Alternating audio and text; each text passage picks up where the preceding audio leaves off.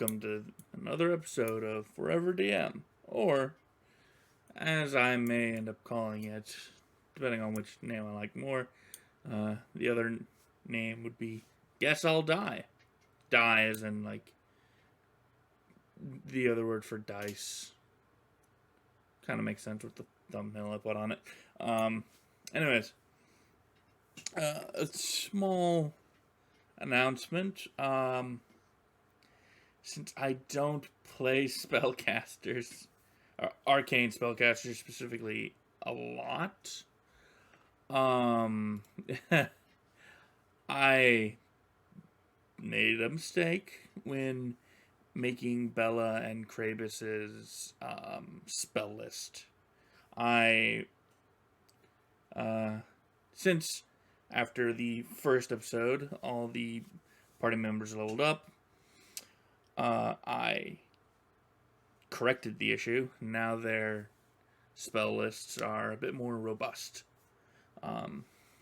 So, for instance, Bella, instead of having just Magic Missile as her offensive spell, she also has Ear-piercing Scream and Burning Hands in terms of offense. And things like, True Strike, Color Spray, and other spells for a little bit more versatility. And Krabus has he has his own healing draught, since it is an elixir, as well as at least one offensive ability in terms of Fire Belly. But that's the only announcement I have. So let's get into the episode. The current day, after everyone retires to the Rusty Dragon Inn for the night to sort of mull things over and realize that a lot of them could have died in the most recent attack on Sandpoint. The following day is Oath Day, the 24th of Rova, which, for those of you who don't know Pathfinder, or at the very least, like, the Pathfinder calendar, which, granted, is probably a fair amount of people, since I don't know a lot of people who go into the minutia, in terms of, like, stuff like this. But, anyways, Oath Day is a rather important day.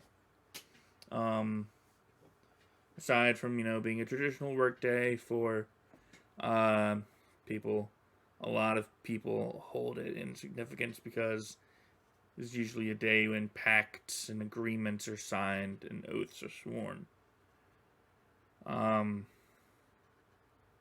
So everyone gathers. I forgot to roll a thing. Okay. After everyone slowly gathers in the common area, that's the word I was looking for, of the Rusty Dragon Inn, they slowly nod to each other and kind of take a seat at the same table. So, we're all still here? Still alive? Yep. Yeah, we are. So, how's everyone feeling? Could be better. Still a bit jittery, I suppose. Yeah, I don't think I've gotten that badly injured in quite some time. Yeah, but we're all still here. I think maybe we could be like a decent team if we work together. Now, why exactly would we be a team? Well, I mean, we don't have to be. But, town thinks we're heroes. And, I mean, I wouldn't mind being a hero. Well, I'm sure a lot of people wouldn't mind being a hero. But, how do you know we're going to still be working together? Well, I guess you got a point there, man. But, I'm just saying if, it'd be cool. He has a point. Well, you both have points. We don't know what's coming next. But, I mean, yeah, we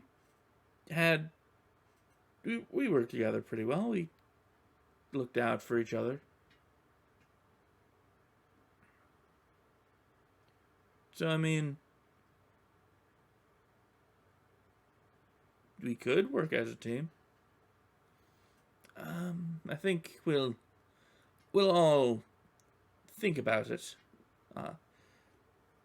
for now. Speaking of thinking, I did a small bit of thinking, and well, I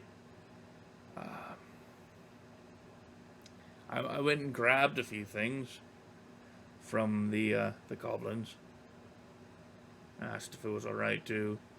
Some of the guards came by, and they said, "If you killed it, it's yours, I suppose." So we got a few things here. Not a lot that we can make use of, I reckon. A lot of small-sized weapons. We could probably sell those. But why are you bringing this up? I mean, we did work together. That's for certain. So we should all, perhaps, take our cut. I mean, that seems fair. So what do we got? Like I said, a bunch of small-sized weapons. If you can call these weapons. And he brandishes what is known as dog slicer, which is the crude short sword-like weapon from the goblins. To be honest, this ain't even fit to be called anything close to a dagger. But at the very least, this one, he points to the pole arm. I know decent craftsmanship when I see it, and that looks to be decent enough. We also got a bunch of suits of armor that we can't use because none of us are, well, goblin size. And I did a bit of looking at these potions that I picked up. And he sets them both on the table. This one here. And he holds up a vial of reddish liquid that looks to have maybe some leaves from herbs and at least like a small twig in it. Despite its looks, this is actually a Cure Light Wounds potion. I'm probably certain that it's going to taste terribly. This one, however, and he holds up a slightly bigger potion with still red in color, but with it almost looks like little flecks of copper or some sort of bronze material. This is actually a Cure Moderate Wounds potion. This one that Ryder had on him, and it was gonna. Well, I assume he had it on him. I wasn't conscious. No, yeah, I remember him. I managed to stick him, but he was gonna drink it, and he never got to. Well, that's good to know. And at the very least, 20 gold. From that singer. So we could split that up. 20 gold. Yeah, I mean, if we split it up, that's like what? 5 between all of us? Yes, 5 plus whatever we get from these items. And, speaking of which, if we do sell these, who will the money be distributed evenly amongst the party? Or just kind of lets it hang in the air?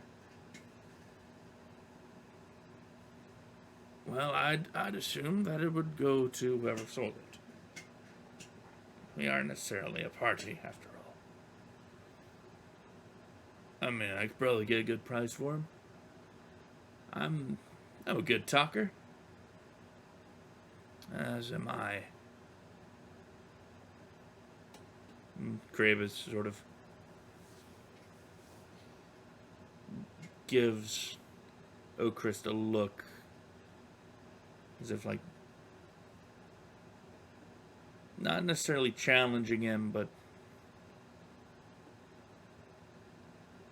almost a look of, like, I should be the one to do this.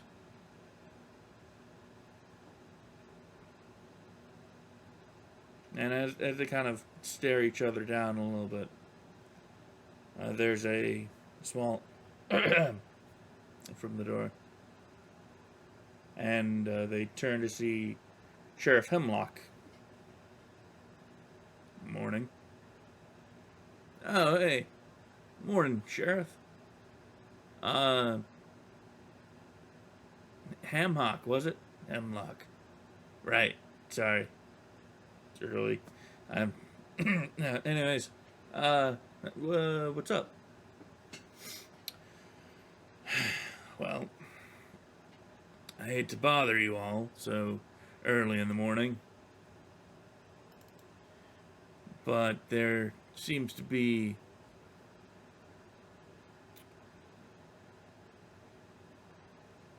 I need your help with something. If you could all come with me, I'll explain on the way.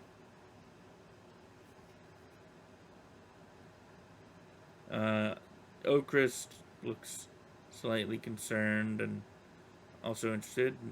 Elsana just grins. All right, sure, happy to help. Bella looks concerned, and Kravis just kind of scowls. Fine.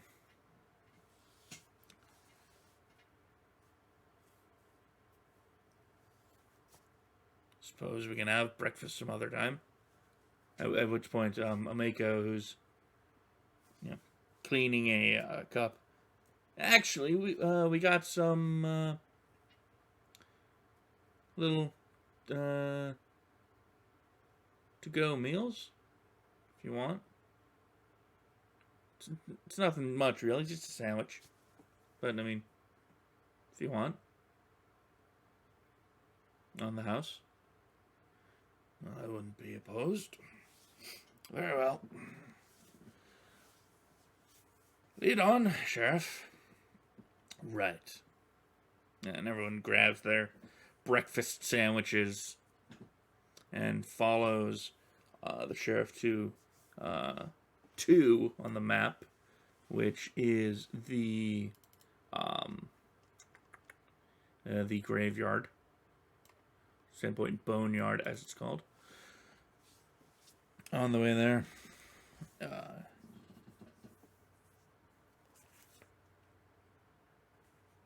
so I'm curious. You 4 sort of appear in town, help out with no real urging. That's pretty heroic. Yeah, I'd say so. Got any sort of plans for the future? Well, I got something I wanted to do in town, so I'm probably gonna stick around for a day or two. Yes, as do I. I could probably stay. I haven't really considered it.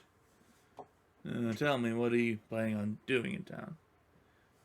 Oh, well, I've actually been here before when I was younger. There's one of the taverns, I think it was like the Hagfish or something. They got this challenge.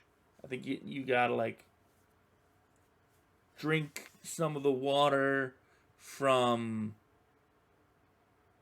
their fishbowl or something. I can't really remember. It's been a while. But, I mean, that kind of sounded interesting, so I figured I'd try that. Yes, I've heard of that. What about you, Miss Bella? I'm Chris, by the way. Well, I heard that the old light here in town has been around for quite some time, and I'm something of a historian.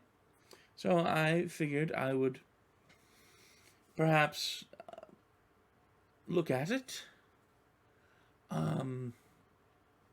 Do you happen to have any other historians in town? I don't know if you could call him a historian, but there's Broderick Quint. Broderick Quint. He lives in town. You could probably talk to him about it. I'll make sure to look him up. Yeah, I could probably talk to the father. That's something to do here. The name's Elsana, by the way. You, Master Dwarf? Krabus Manor. House Manor in Magnamar. Well, we're here, so I suppose I should tell you what's going on after I gather the father, have him let us in. And Sheriff goes for a few moments and comes back with with Father Santos to unlock the gate to the graveyard, and he leads them to an area. I don't believe there's a map for this now.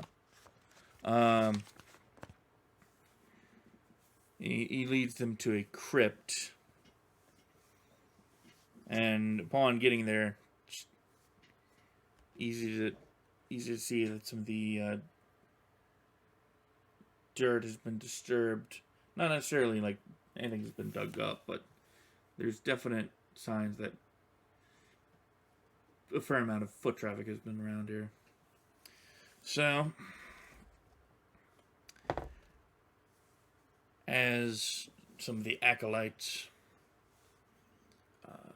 were going through the graveyard, make sure, everything was okay after the attack, one of them brought to the father's attention that this crypt had been disturbed.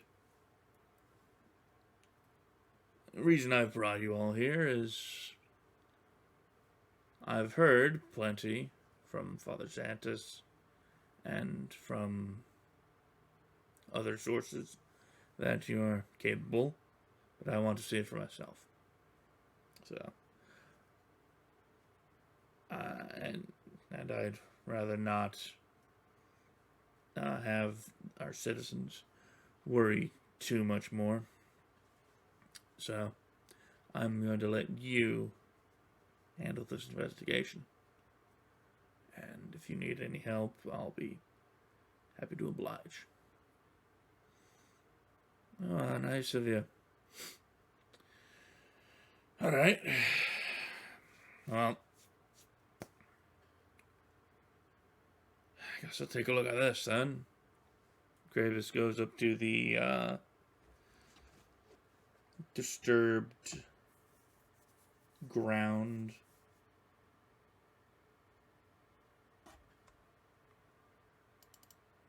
And he will give it a look-see.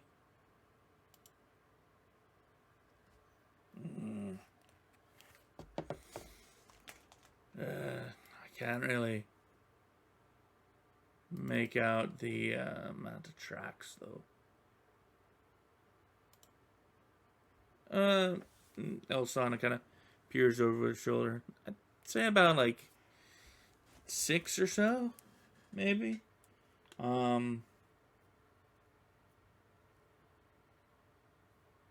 Yeah, there seems to be 1, 2, 3, yeah, 6 smaller footprints, probably goblin. Some of them are. There is one set here though that seems to be bigger. That's weird. And she kind of leans in. Yeah.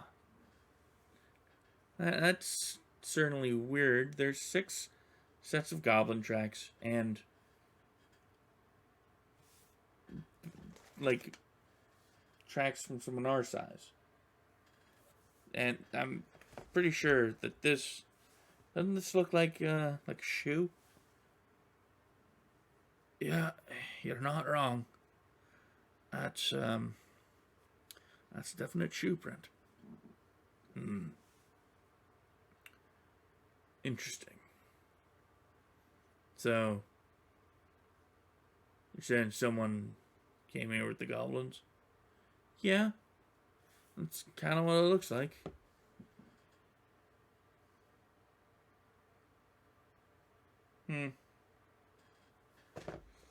That's certainly weird. And while they were doing that, Okrist and Bella were, they went to the actual crypt itself, which isn't, like, too big. It's kind of a, squat stone, building. And the doors are open. And while Bella is, admiring the craftsmanship, Okrist is just kind of standing there at the door, and she sort of bumps into him. Oh, terribly sorry.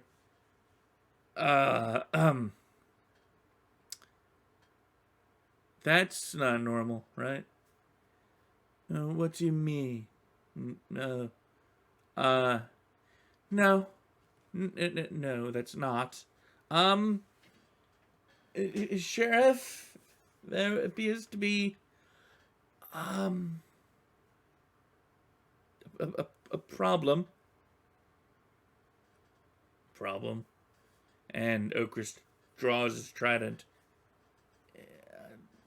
There are skeletons walking. We got this. We do. We do. Oh, we'll take care of it. Yeah. And I will roll initiative for the group and the skeletons. And move the party over to the random battle map. Actually, no, wait, I can do one better.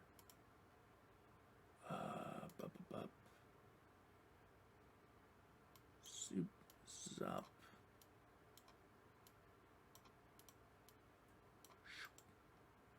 Okay. Battle map. Bam. Skeleton.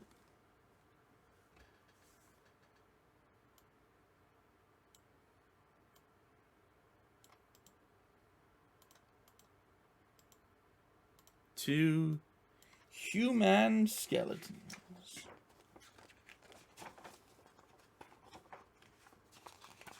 Oh, oop, passed it.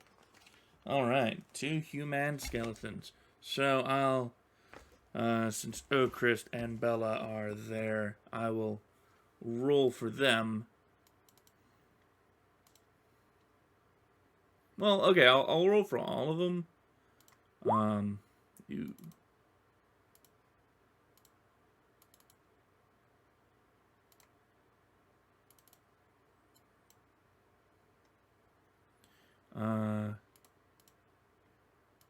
Krabus.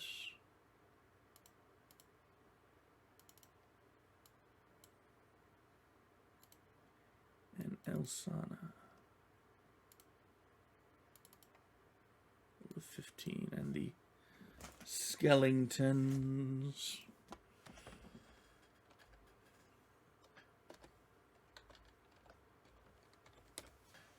Rolled a 7. Well, actually, I'll since there's only a couple skeletons, I shall roll them separately. A 14 for the second one.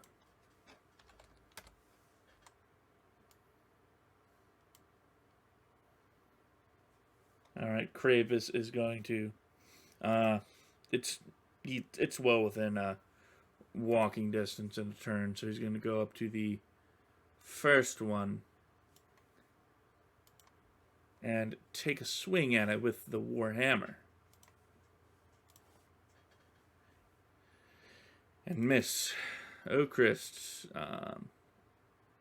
will aid. Not too hard. Get around behind it. Stab with the trident. He goes to poke it in the ribs, but it has no meat. And when he goes to pull back, he rotates his wrist a little too much, and it gets kind of lodged. He'd have to dislodge it after a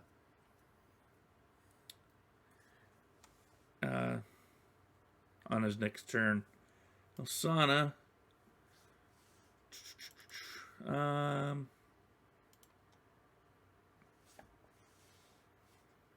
shoot, did I not give her an extra spell?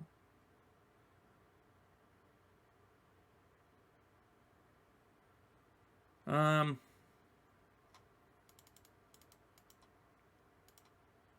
Priest.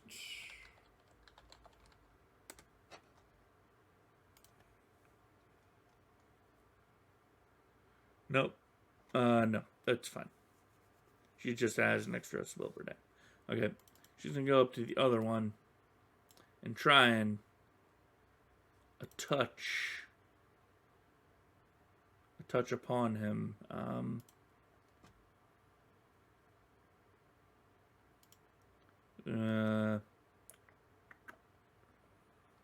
Okay.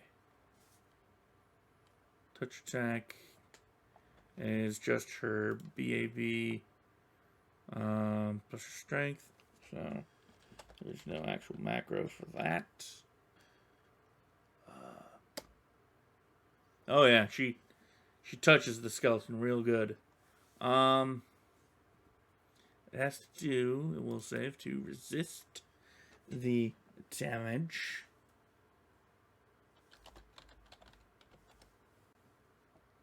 I believe if it makes it, it takes half, which it does not.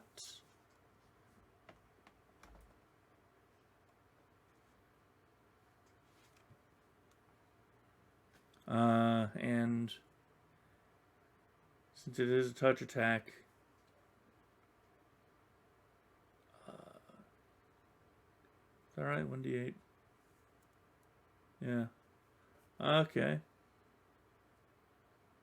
So, man, you know what? That macro is really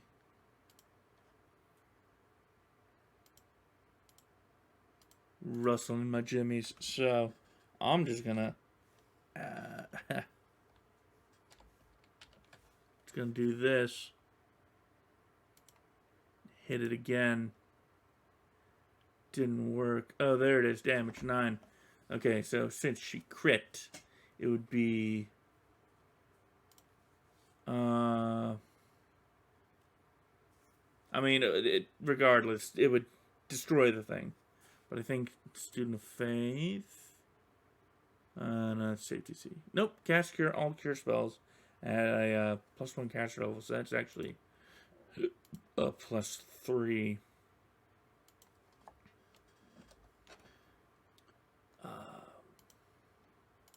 Either way, that we're looking at like 14, 17 damage. It's dusted. It only has 4 health. It's gone. No issue. That was the one that had the 14 actually. So the one with the 7 is the one that is surrounded. Just gonna attack the one in front of it with a couple of claw attacks.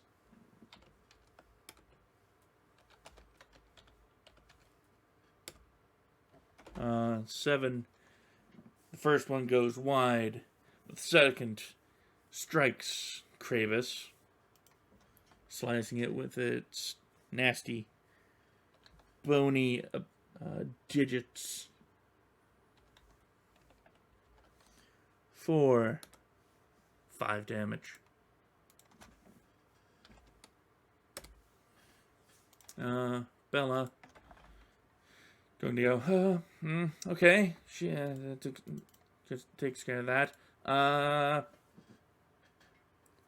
Draws a symbol, familiar arcane symbol in the air, thrusts her fist forward, and the bolt of arcane energy whips around Oakrist and actually impacts in the rib cage and scatters the bones. And she goes, oh, yes, good. See, Sheriff, we had it handled. Bad you did. Good job.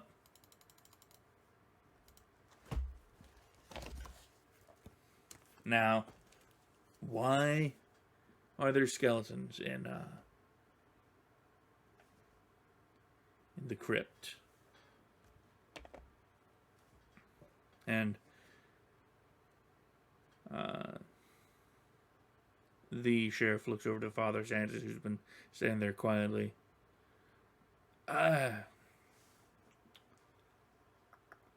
Well, we may have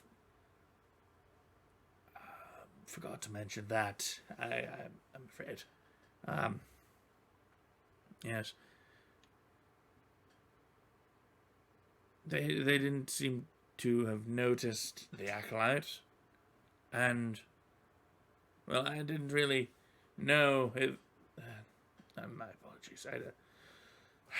I can say plenty of things, but it would all be a lie.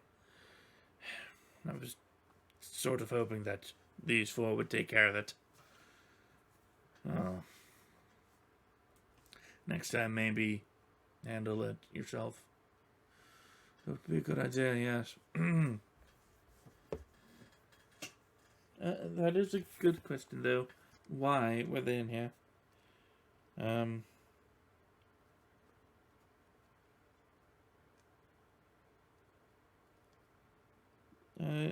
Do you mind if we take a look around? Sure. Go for it.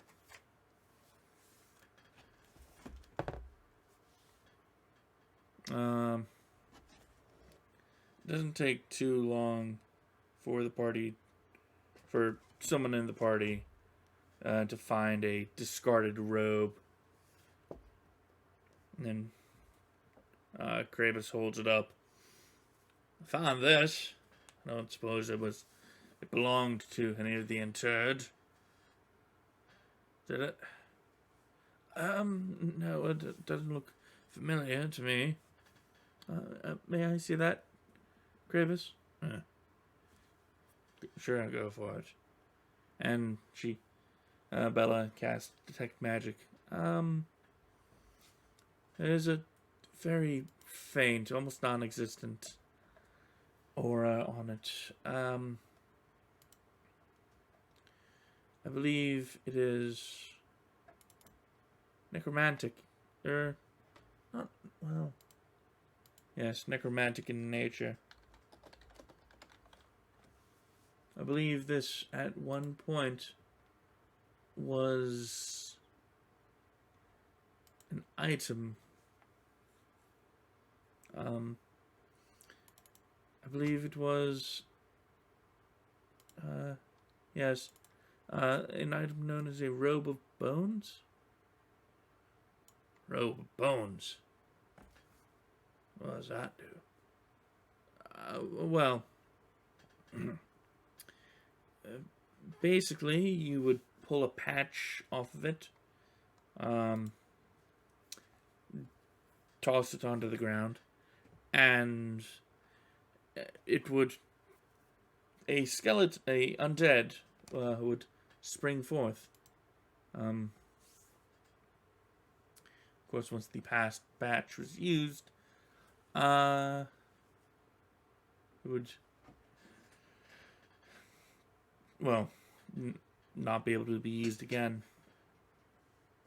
This one is quite bereft of patches, though, so it is nothing more than a simple, rather unremarkable robe. So,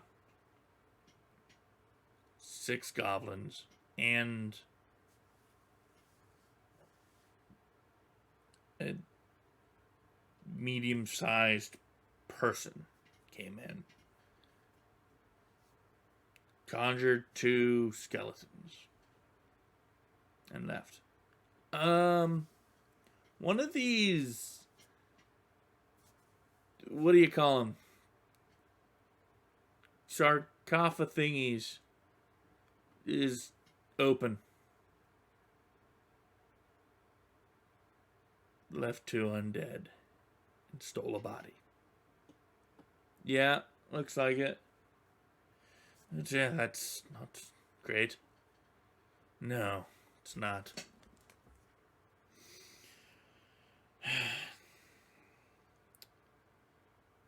Dire news indeed, I'm afraid.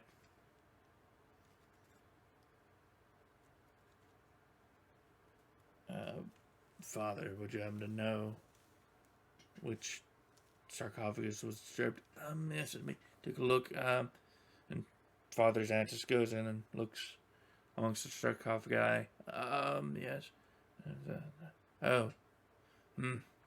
This would be Father Ezekiah.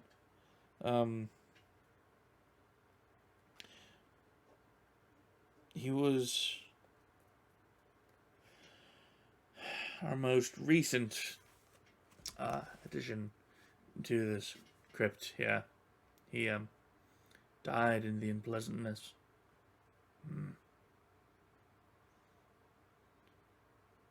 Well, it's certainly strange, and we're gonna have to look into it further. You all handle yourselves adequately, and I prefer it if you kept this to yourselves. We don't want,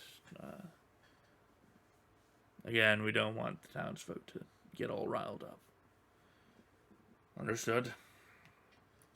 Something like this is definitely not something to go talking about.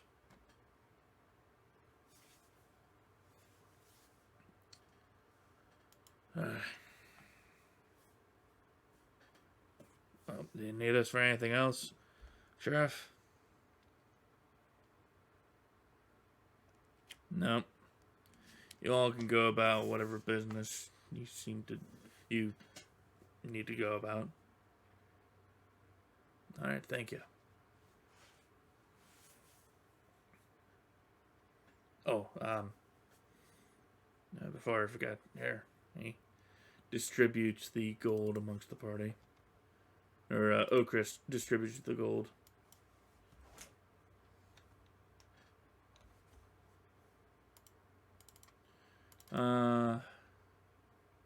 Well, I figure I'll take care of things around town. So, see y'all later. Yeah, I got some things to do.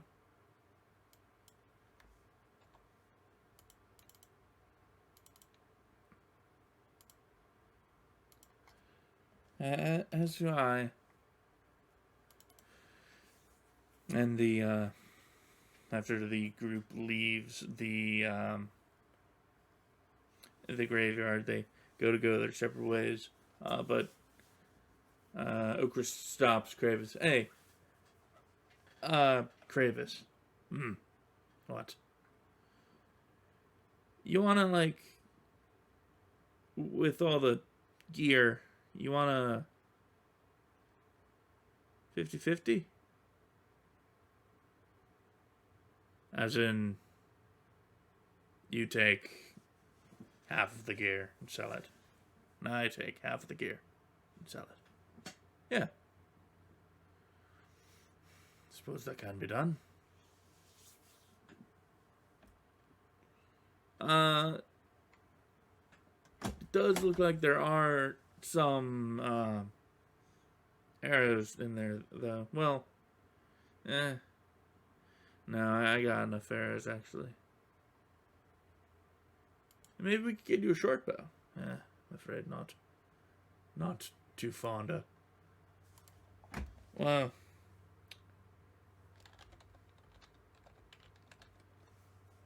I'll think about it. And that's if I can afford one. Yeah, true enough. Anyways, see you later. See ya. And the party goes their separate ways. Bella actually goes and after a bit of talking to the townsfolk, she goes and finds Brodert. I believe he lives on Cliff Street or something. Govy's shack, blah blah blah. No, I don't know where he actually lives. He lives here by the right next to the old light, actually. She has a nice conversation. Elsana just goes with the father, takes a tour of the cathedral, has a nice conversation there.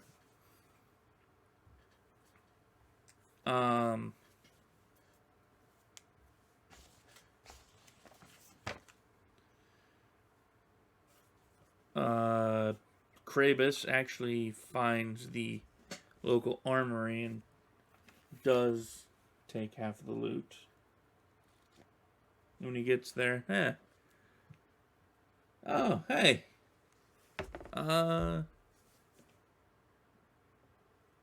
Nice day. Nice day. Hey, you wouldn't be one of the local heroes, are you? You could call me one of those, guys. Oh, hey. I'm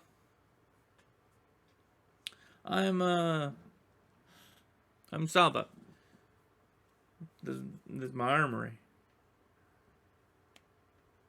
Much obliged. Say,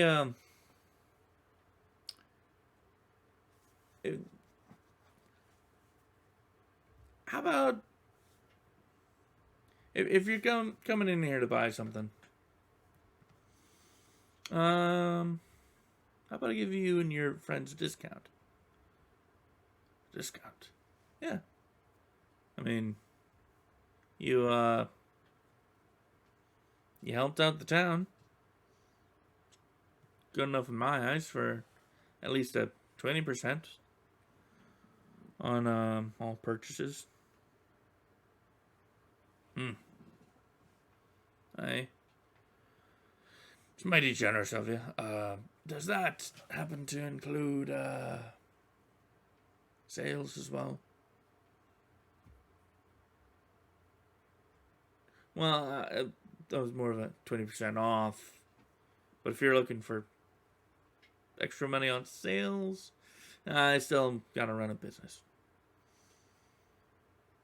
Fair enough.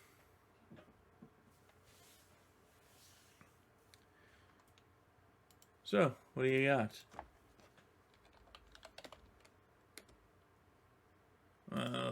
Well. Suit of studded leather. About 4 suits of regular leather. A couple of these. And he puts the dog slicers on the table. Short bow. And some arrows. Though I may hold on to the arrows. Right. Gotta say, I don't think I've seen these weapons before. What are these? I'll be honest with you, I'm not certain.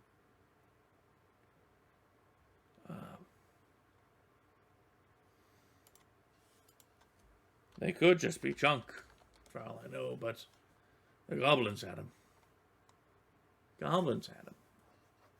Huh. Well, they're decent enough. I'll give you 16 for all of those. And, let's see, short bow. 15 for the short bow, and 4 suits of leather. Aye. 4. Let's see.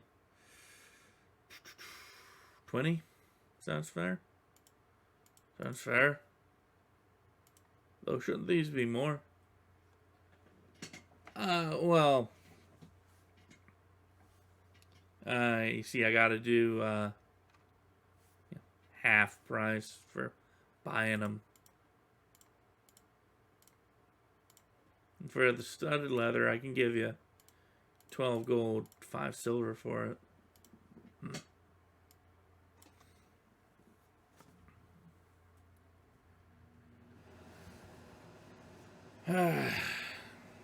So what's the totals?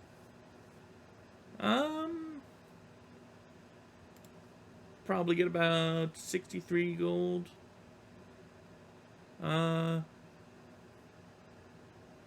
silver for the whole bit.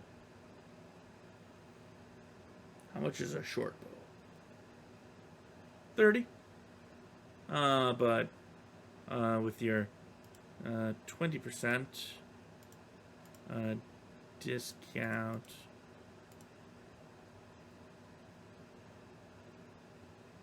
No, that can't be right.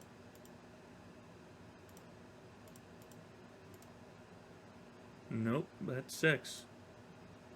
Or, No, I'm... Okay, 6 off. 24. 24.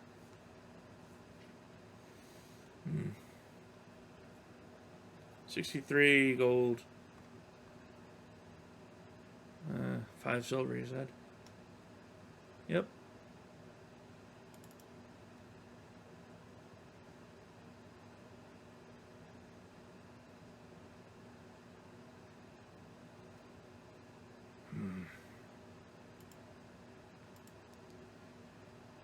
I think I'll hold off on the short bow.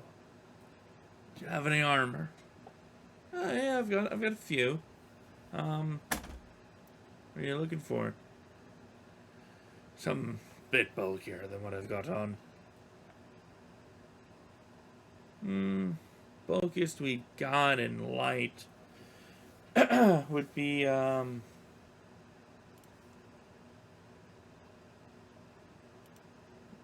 leather lamellar. That'll run you about 60. Leather lamellar, you say? Yep. 60 it is then. How much for the arrows? Well, you hardly get. Well, you got a bundle. So.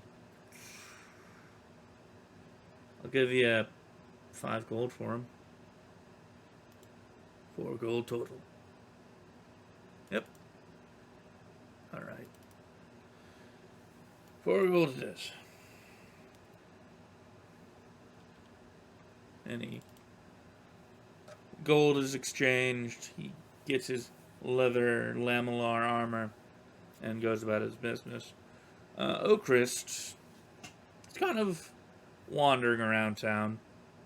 He gets stopped by an old granny who goes, "Oh, one of the heroes. Oh, well, you look like a fine young man, but you could perhaps use a bit of skin on your bones. Here, got some fresh bread from the bakery. I bought a little extra. You can have it if you want." Sure, I guess. Thanks. Oh, no problem.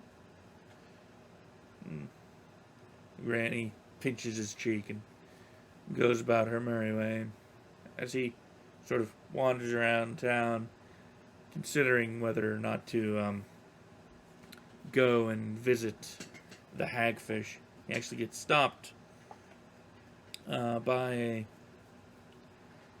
decent-looking woman. The word escaped me for whatever reason. Give me a second. I don't know why, but doing the voice of Hemlock really messed with me. Hey, you're one of those heroes, right? Yeah. Yeah, I guess you could call me a hero, yeah. I got a problem down at my dad's shop. Problem? Was it some guys causing trouble? No, just we got some large rats in the basement. Figured it shouldn't be too tough for someone like you. Large rats, huh? I mean, not to brag, but I am a bit handy with my trident, so yeah. I'll help you with these rats. Alright, follow me. And she leads Oakrist to the shop and introduces herself. My name's Shayless Vendor, by the way. Pleasure to meet you. Oakrist. Just Oakrist. Well, we're here. The rats are just down there. Alright. I'll go first then. He goes down into the basement and doesn't necessarily find any rats. It's not a big basement. It's spacious enough for, a shop, a general goods store. But he does notice a cot in the corner and a few lit candles for lighting. And he goes, "Hey, Shayless, someone living down here? You shouldn't leave the candles lit. That's kind of bad for. Could cause a fire. Oh, I'm pretty sure it's quite all right. And as she says that, Oakrist hears fabric hitting the floor. And he turns around. Huh.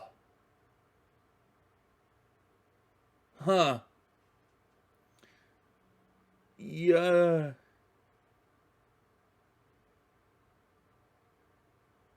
You're, what? I mean, huh? You're, oh boy. First time seeing a woman naked?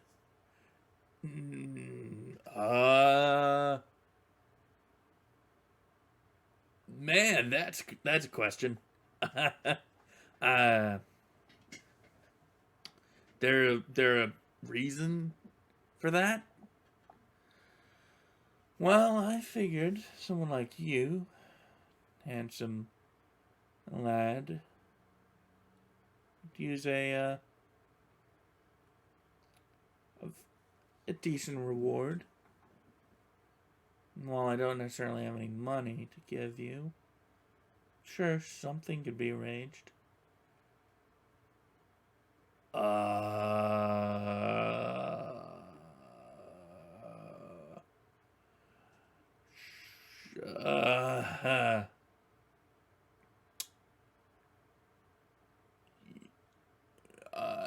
That's a very, very nice offer.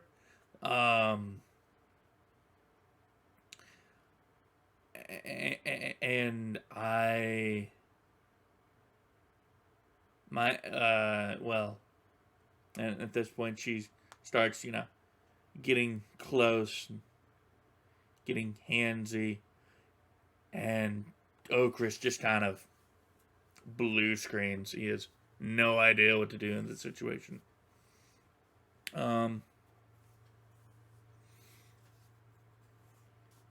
But he does eventually sort of start to go with the flow. Because, I mean, in his eyes, if a lady's offering, and they get to the point where his shirt's off before. They get to the point where his shirt is off.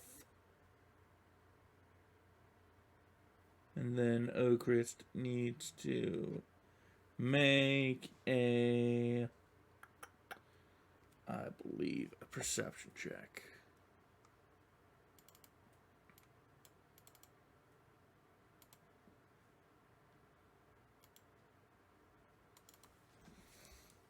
Not that the man coming down the stairs is necessarily a sneaky man.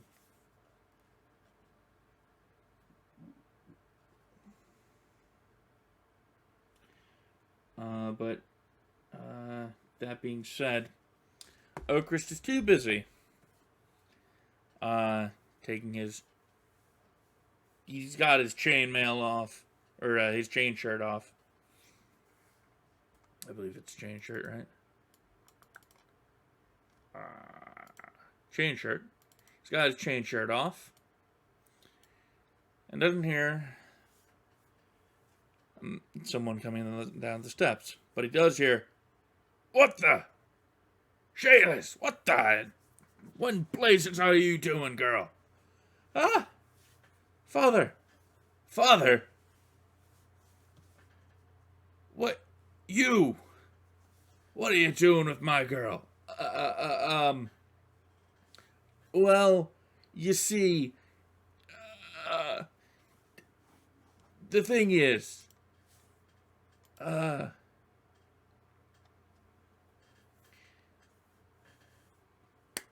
your daughter said there was rats down here, and I was gonna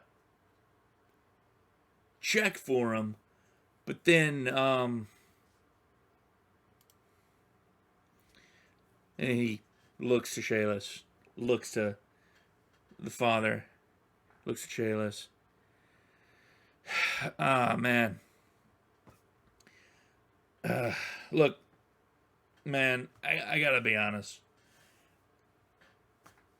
Your daughter led me down here. Kind of lied about there being rats down here. And then she offered to repay me, but I mean, let's be honest. I don't really know her. And I just got into town. I don't know what I was thinking, man. Look, I'll get my stuff. I'll get out of here. No harm, no foul.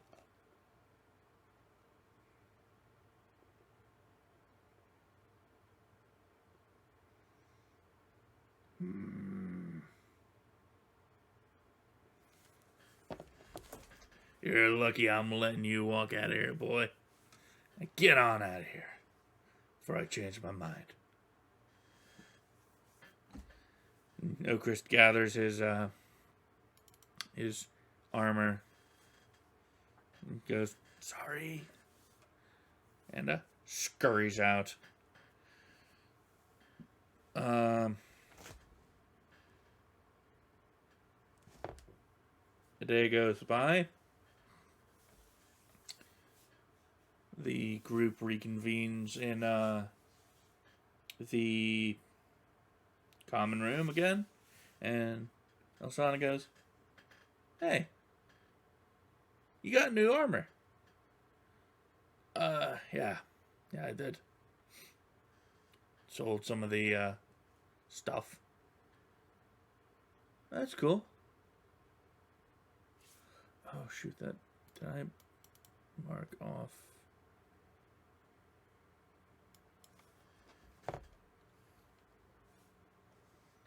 I think like 5 shots. Actually, I'll do that later. Should have done that before. My mistake. But anyways, yep, I sold some of the stuff from the goblins. I honestly was thinking of using one of those potions. Realized, never really gave them to anyone, but I seem to have mended all right without it. That's good.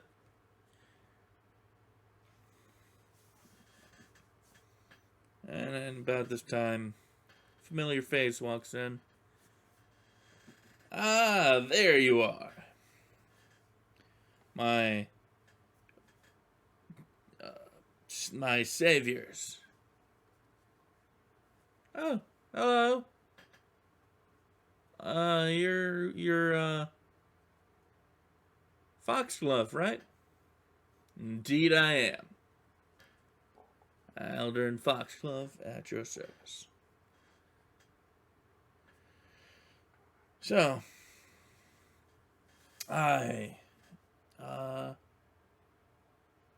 thought of a way to repay you four. Did you now? Yep. How would the 4 of you like to join me on a little hunting expedition into the Tickwood? The Tickwood Leva. Hunting. Yeah. I figured there's things like deer and boar out there.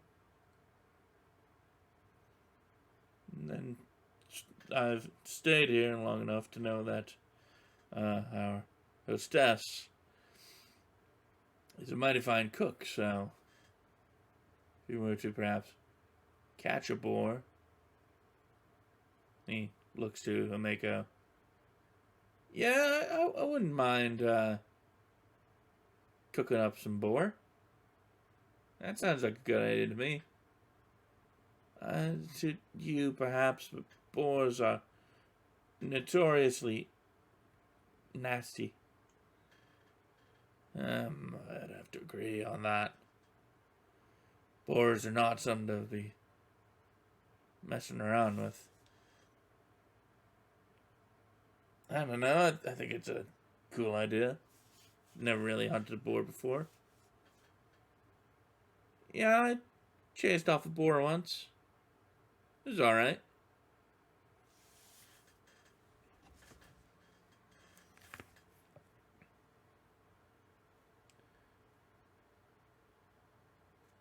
So, what do you say?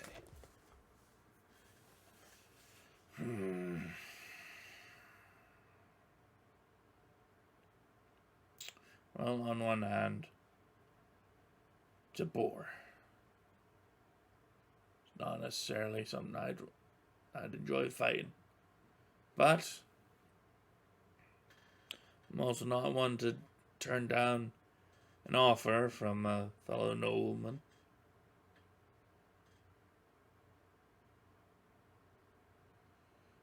So, despite my aspersions for facing down such a creature, sure, I'll go with you on this hunt. And I'm certain he would want all of us to go. As Kravis looks over at Bella, who grimaces. I suppose I could join you. I'm not necessarily one for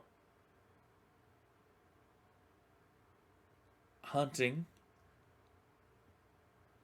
but I do know a few things about creatures, so I could perhaps tell you where to best hit it. Then it's settled. We'll be joining you on that boar hunt. Fabulous, fabulous. In that case, follow me.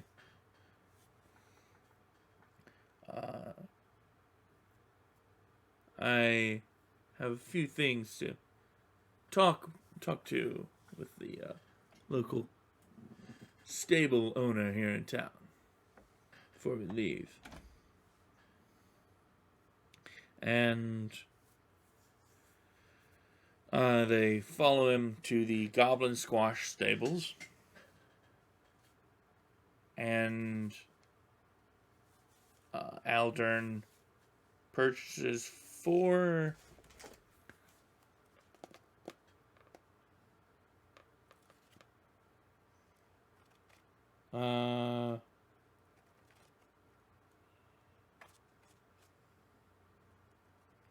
him and his manservants already have horses, but he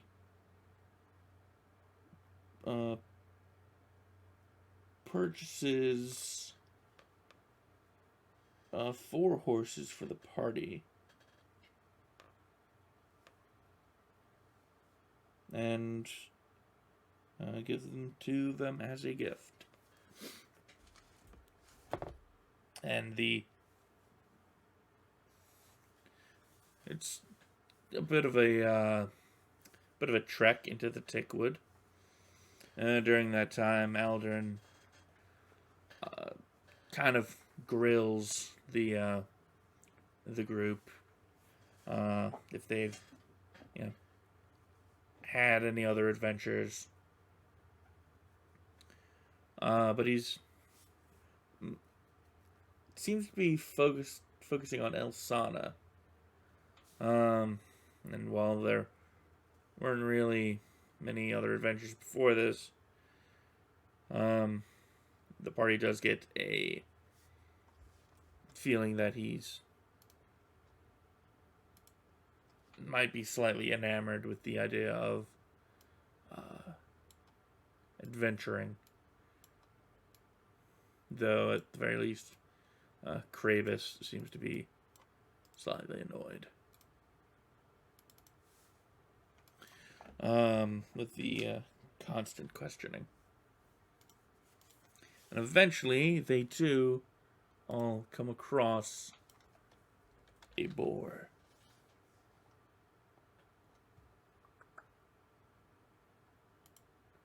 A boar.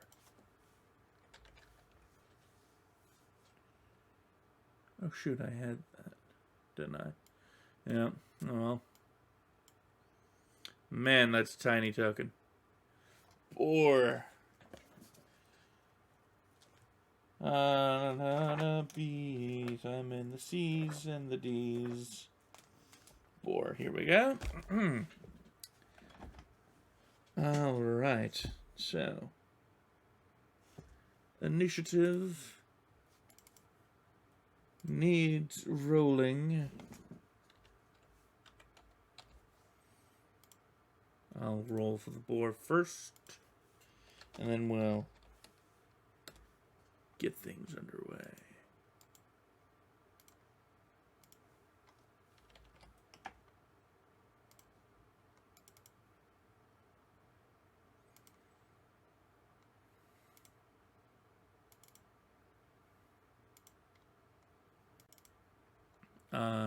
Everyone is more or less dismounted. Well, everyone except for Bella. She's kind of on her mount, not really wanting to, get close to a boar. Okay. Kravis would be going first, followed by Bella, then the boar, then Okrist and Elsana. Kravis, who now has 2 more points of armor. I would need to just keep that in mind. He's got 14 AC. He's going to go up and... Well, no, he's going to wait. He's going to instead throw a dart at the boar.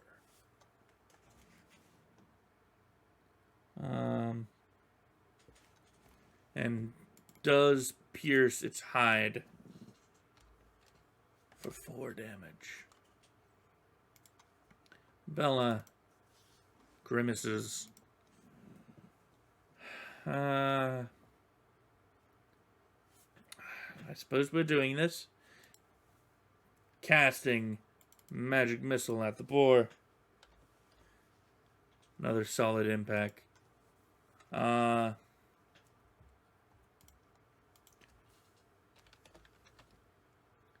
Deciding 1 being Kravis and 2 being Bella. The boar charges Bella on her. Well, she would actually be in the back, so it would be charging Okrist, who's kind of in front. It's going to attempt to gore him.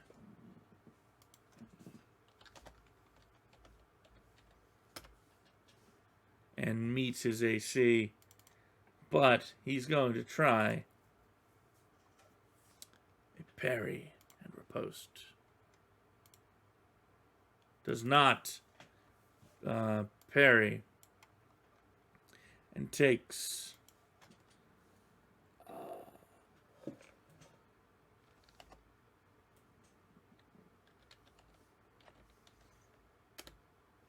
solid hit of 11 damage.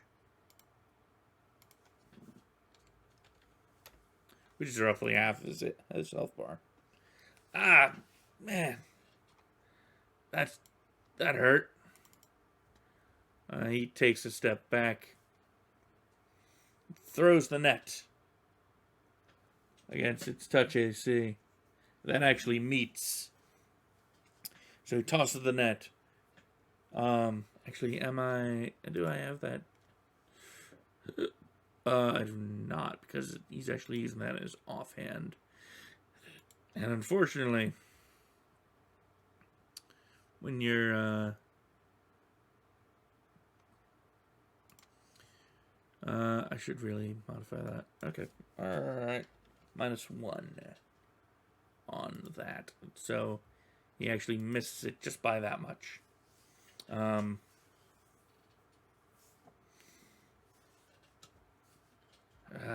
Dang. That usually works. Don't worry, I gotcha. Osana goes on the other side of it. And star knifes, but misses. Kravis, seeing that they're surrounding them or surrounding the boar and not really wanting to be left out, takes a hammer to it and hits it, but not solidly. Bella gets another cast in of magic missile, but still no solid hits. The boar rages, and not like actual barbarian rage, but you know. Let's see, 1 being Okris, 3 being Elsana. Goes after Kravis with its tusks, landing a solid hit. And again, hitting for half of his health bar. Oh dear. Okris strikes with the trident.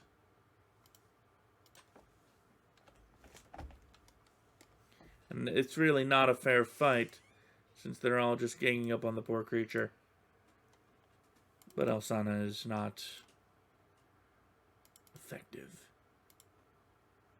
As is Kravis is also not effective.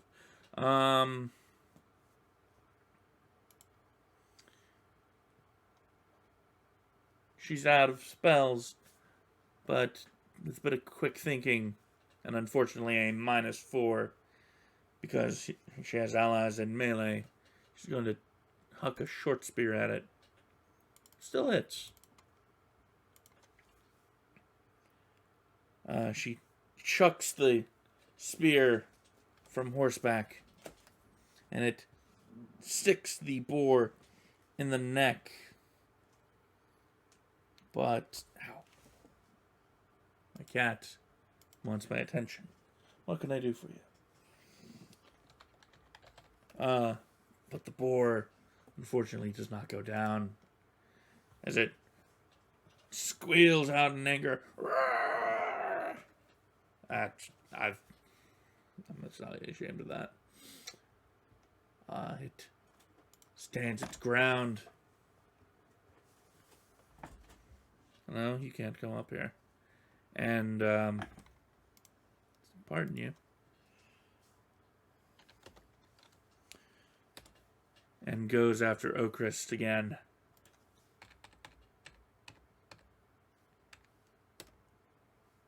But doesn't hit him this time. Can't be up here, dude.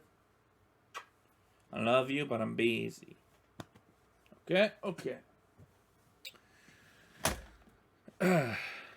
And thankfully continues to bleed. And Okris is genuinely surprised. And, oops, nope, that should be, is that normal? Yes, unfortunately. Boars tend to be tough. Yeah. No kidding. He is flanking, though.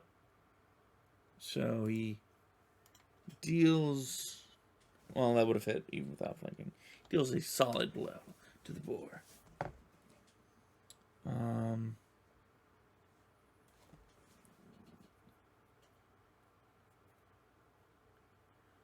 Native Mounty Goulet's con score. Okay. Elsana stabs with the star knife and actually one of the blades skips off, and she swung a bit too hard and loses grip of the star knife. Oh, come on. Let's not be throwing our weapons around. Bella has no other thrown things, I think.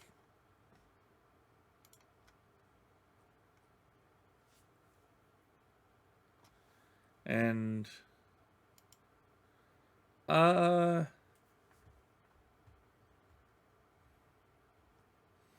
didn't prepare much. That doesn't you know, I wasn't expecting a boar. Oh, bother. Give me a moment. And she takes a moment to study her spell book as the boar goes for Alsana. And misses. Don't worry, Bella. We got this. It's looking pretty bad, I think. Even though he says, we got this. That is questionable. Alsana grabs her star knife off the ground and takes a swing, but also misses Krabus.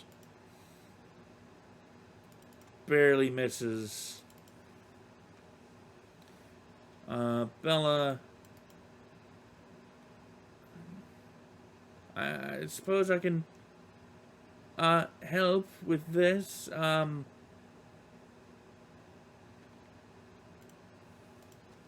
Yes, this will do. And she summons.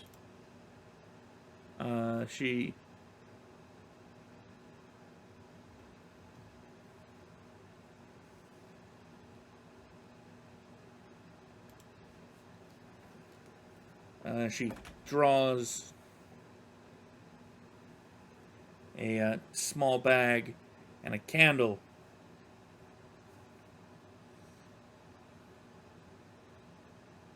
And speaks a few arcane words, and the candle lights.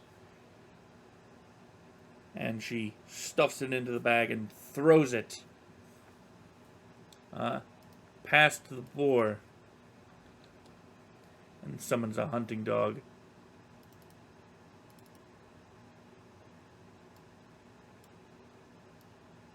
Which is also very small.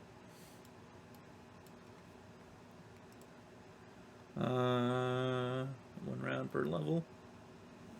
And it gets to go on her turn. So the dog's going to do what dogs do best and bite.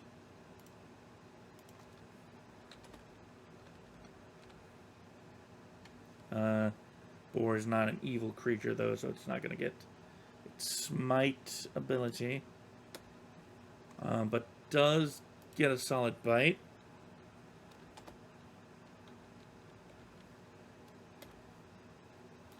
Ooh. It tears into the boar, who goes after this new threat with a gusto. This thing should have been dead quite a long time ago, but hey, it's not, because ferocity's a bitch. No, that's not +4. No, it is. Okay. That's unfortunate. The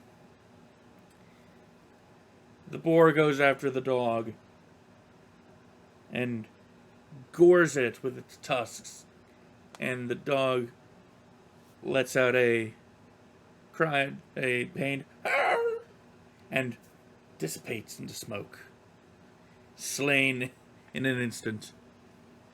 But Oakrist capitalizes on the distraction and finally fells the beast.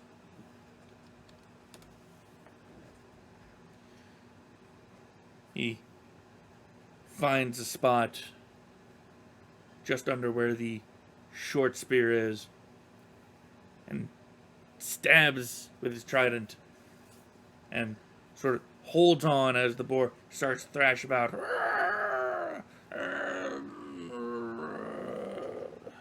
And slowly bears down on it enough as its life leaves its body. Oh man. Wow.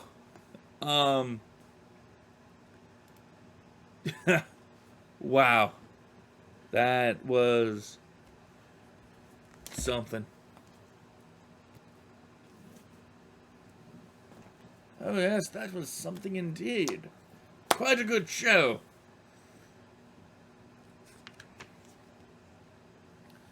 Definitely one for the storybooks.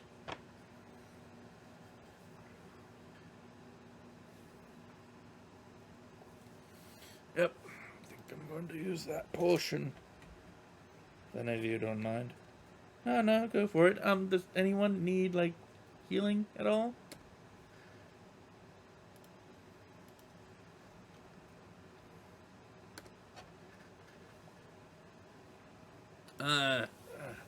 I might. Alright, one heal coming up.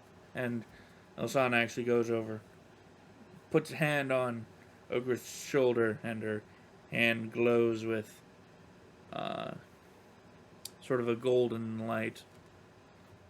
And she hits him with 6 hit points. Oh. You've always been able to do that? No, it's something I picked up, so to speak. Oh, well.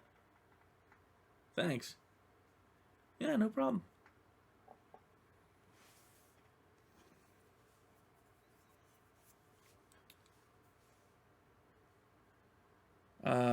The manservants gather up the boar.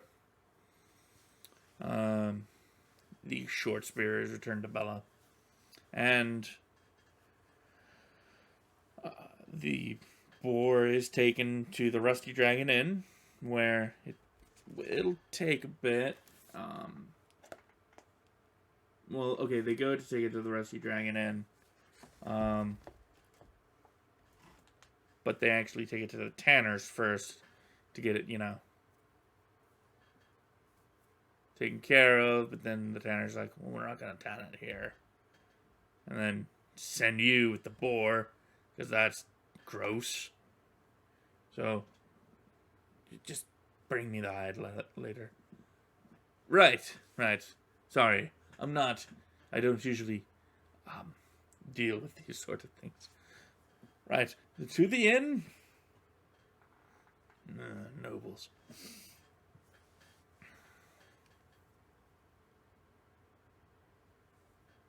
And they... it takes a little bit to get everything prepared. But the party, thankfully, has a day of rest.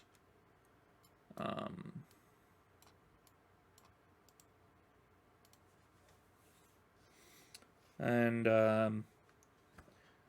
I suppose I should clarify. I'm using like short rest rules, or short and long rest rules from like D&D. So they basically use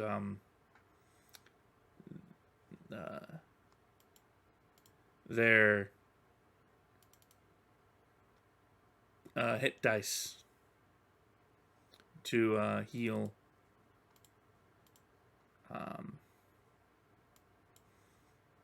Not that much damage has been taken. I kind of hand waved it earlier, but I guess now. Kravis says what, a D something. He heals 9, so he's back up to full. Actually, he was back up to full with the first one. Okrist.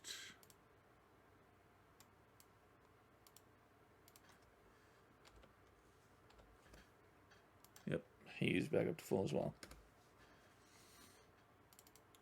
The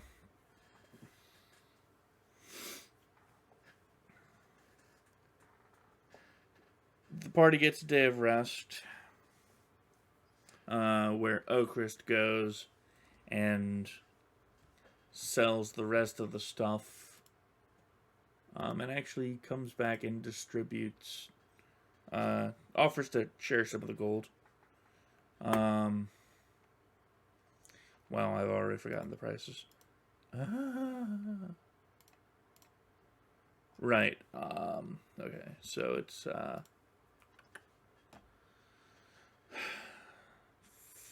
4 suits of leather, or 5 suits of leather.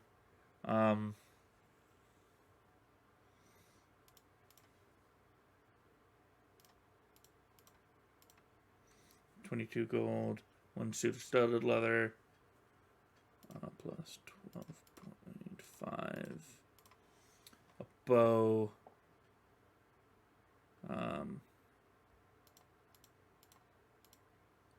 5 gold, or 5 silver for the arrows. Short bow, that's 30 gold, that's 15. And the whip. Oh, the other dog slicers as well. 4, 8, 12.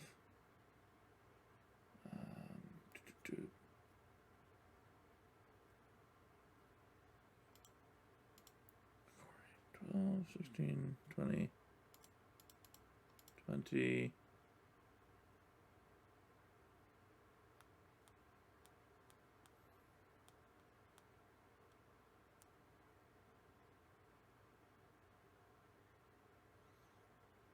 And the horse chopper.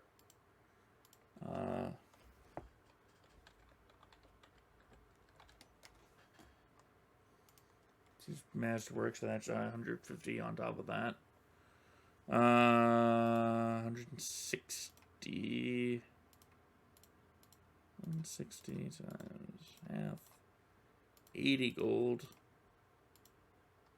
Plus the price of the whip.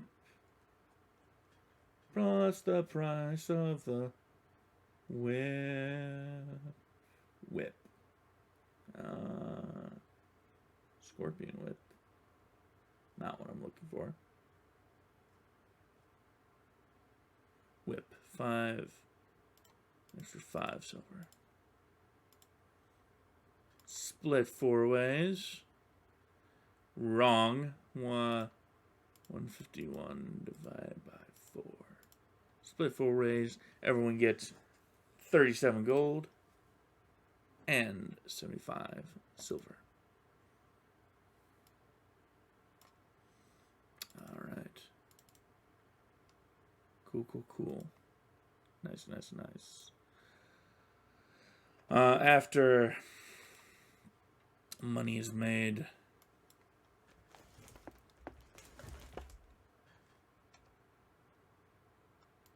and distributed, there's fine night at the Rusty Dragon.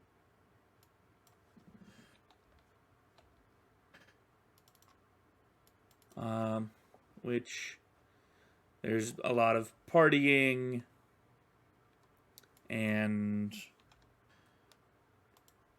carousing, but unfortunately that is disturbed as a rather irate man crashes the party and begins speaking in a language that not a lot of them understand.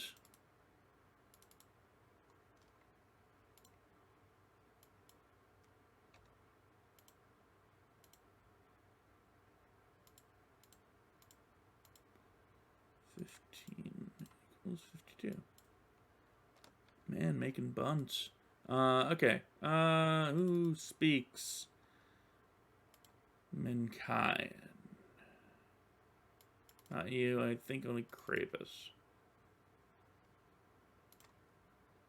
Yep. Kravis actually understands the language of this man, who shows up and starts yelling. He's actually looking for his daughter.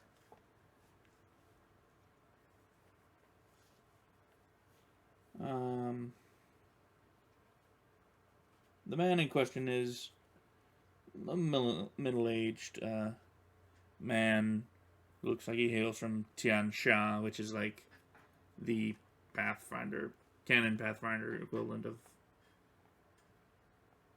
East Asia.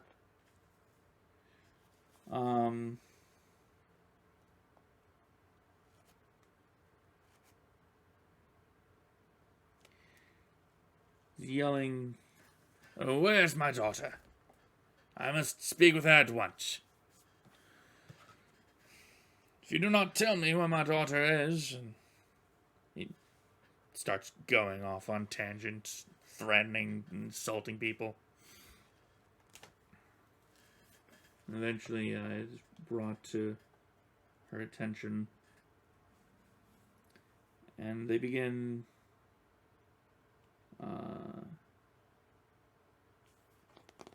arguing. And she goes, "Hey, old man, what are you doing in here? Can't you see everyone's having a party? I mean, celebrating, you got plenty to celebrate, you know? These four not only saved the town, but they hunted a boar. And you're coming in here with your antics and causing a fuss. These four are nothing but vagrants.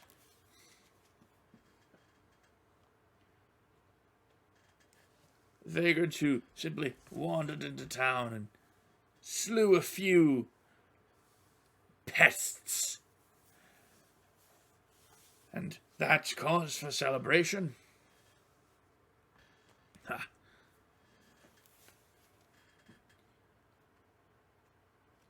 Where I see it, they'll only cause more trouble.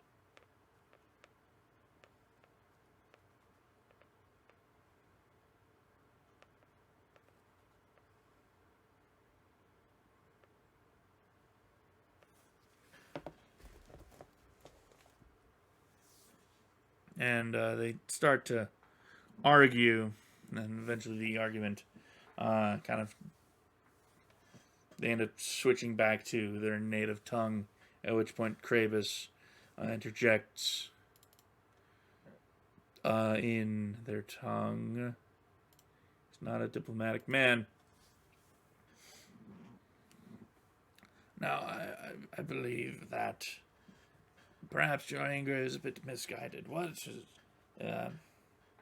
I ask, what exactly seems to be the problem?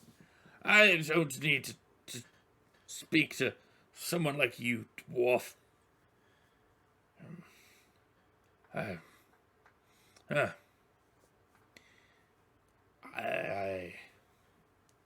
He's saying that I need to give up this stuff and go with him somewhere. It's just a bunch of bullshit, honestly.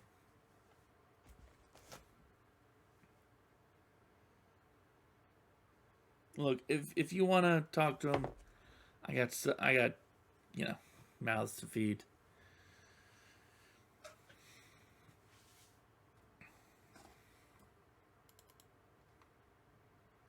Yeah, man. Why you gotta be coming here causing trouble? I mean, yeah, we did just blow into town, but we're not bad people.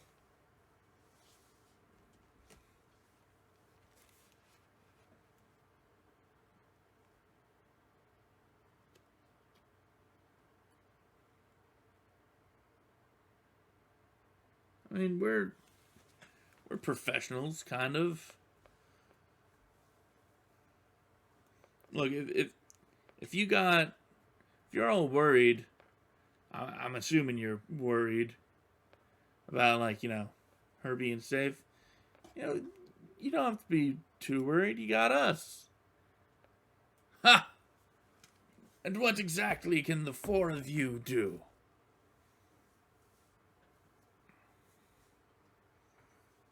You really think you can protect my daughter and this town from more attacks? And there are going to be more attacks. Goblins are tenacious creatures.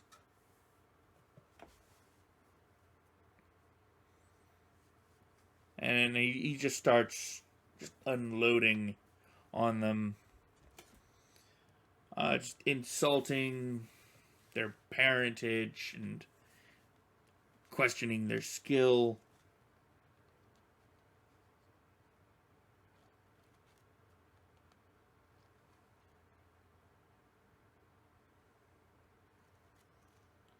Um,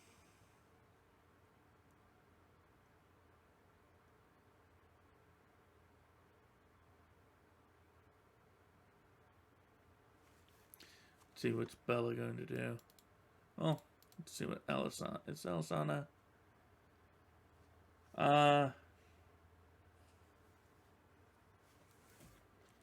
Elisana's just going to gently start to try and push the father out of the tavern. But he fusses and slaps her hands away. Unhand me. I will not be leaving here without my daughter. That I assure you.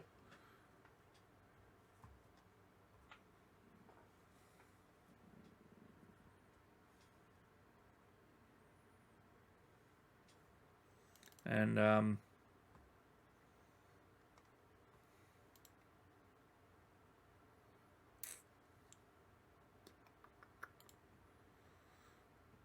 Bella is actually going to help. And despite being of I think a bit of a slighter frame, well, not really. About same musculature, being again uncharacteristically good with her hands. She does manage to, without really saying much, push the father out of the tavern. And he fusses more and, I say, unhand me, woman. How dare you? I am one of the four founders of this town, and etc., etc. And eventually he's ejected from the tavern with a fair amount of cheers from some of the patrons, and everyone gets back to enjoying their meal. Let's see, 2 days have passed. I'd say about a couple days after. They get another day of rest. And a couple days after the incident at the Rusty Dragon, a woman comes to ask the party for aid, claiming that her son has been having nightmares, and her husband went to go check on the source of the nightmares. She assures that there is a source, as initially they thought that their son was just being, dramatic and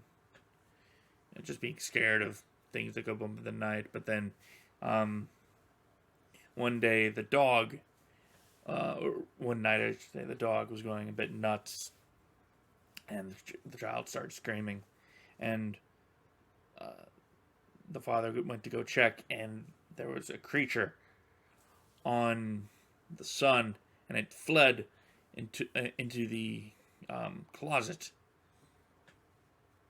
And the son, and she shows them, had fresh bite wounds.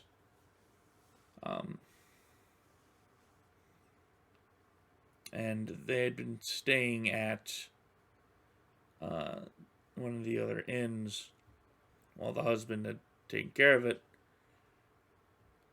But she hasn't heard back from the husband, and she wants them to go check it out. And so she takes them to her house,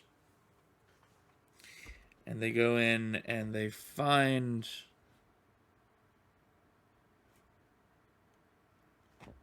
that they do find the husband sort of on his stomach in the closet, but he doesn't seem to be responding. And when they pull him out of the closet, he's got a knife wound on his throat, and it looks like most of his face has been eaten. Why am I scrolling on that? A goblin.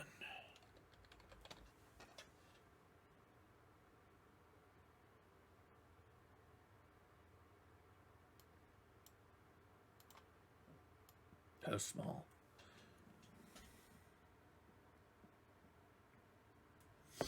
Okay. And as they assessed the situation, a goblin pops up brandishing a dagger.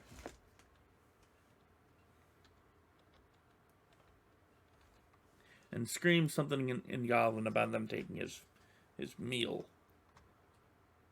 And initiative is once more rolled.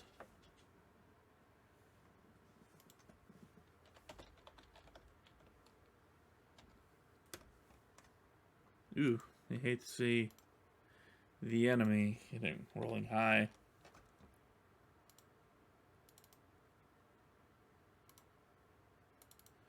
Bella gets 8. Christ will thankfully go before the goblin. Krabus. And unfortunately, this is not the biggest house, not the biggest room. So it's a little cramped.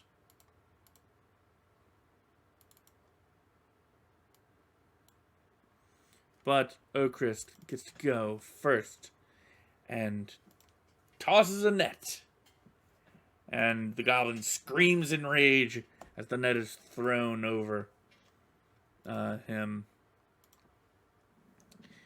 -4 Dex brings that down to a 13, which means his escape artist check fails as he flails around and pokes his dagger through the holes and vows vengeance. Krabus takes advantage of the situation, swings with the warhammer, and that's an automatic success. And just like a pro, just takes a few steps forward, swings, catches the goblin in the side of the head, with a sickening crunch, just puts an end to the thing in one fell swoop. Ah, well, look at that. Finally got one. Yeah, he did. Right on.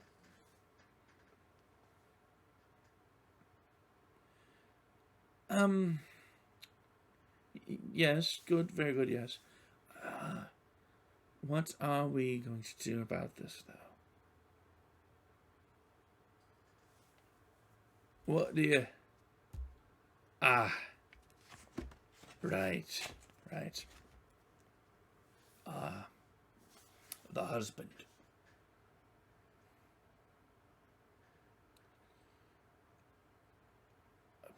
Uh, well, I mean, I think we should probably be honest. Yeah, honesty would probably be the good idea here, guys. I mean, it's kind of honest, obvious what happened here, and I mean, unless one of you is a really good liar, I wouldn't even try it. I'll tell her. You'll tell her? Yeah. I mean, I'm kind of a good talker. Um, you guys, you're a priest, right? Els? Yeah, yeah. I'm a priestess of Desna. I know a few words.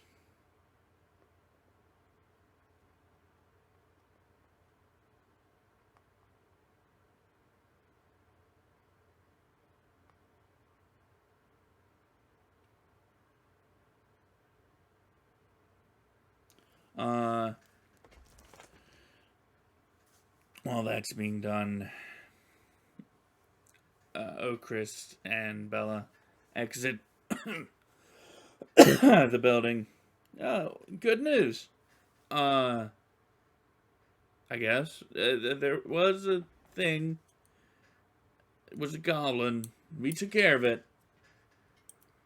So you don't have to worry about your son being, eaten.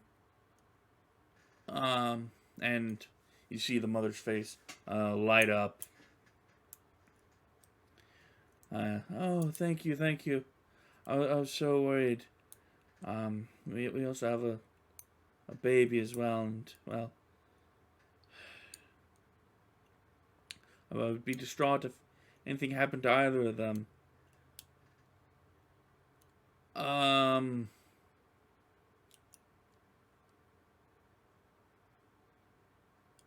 yeah, that would be pretty bad if something never happened to your kids. Uh, well,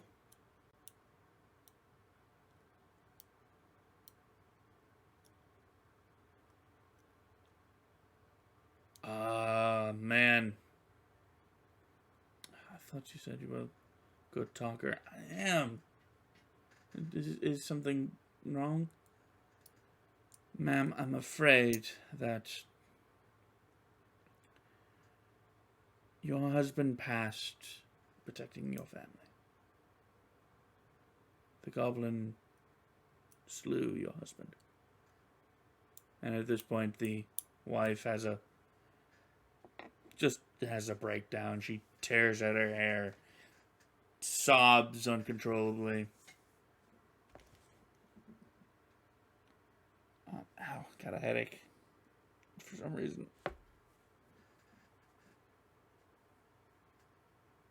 Ugh.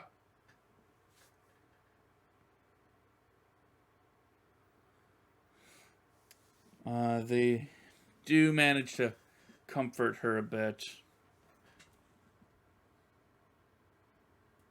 But during the commotion, the sheriff comes by. They tell him about the situation. Well, I could send word to Magmar. I know she has family there. Maybe it'll be good for her to get out of town. Thank you, Sheriff. Dang, I should be the one thanking you. More goblins in town. It's not the best thing. Agreed.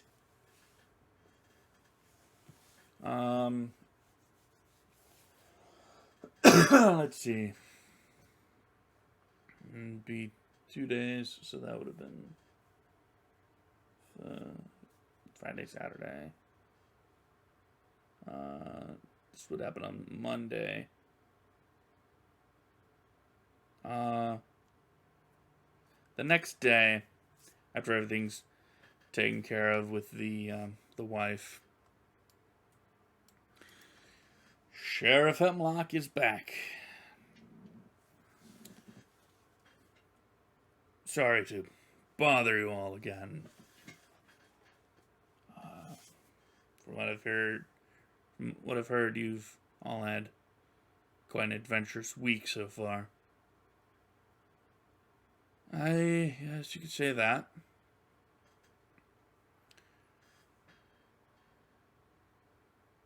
If I could bother you and ask you to come to the garrison, or not the garrison,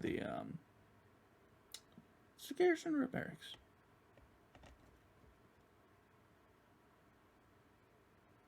The garrison.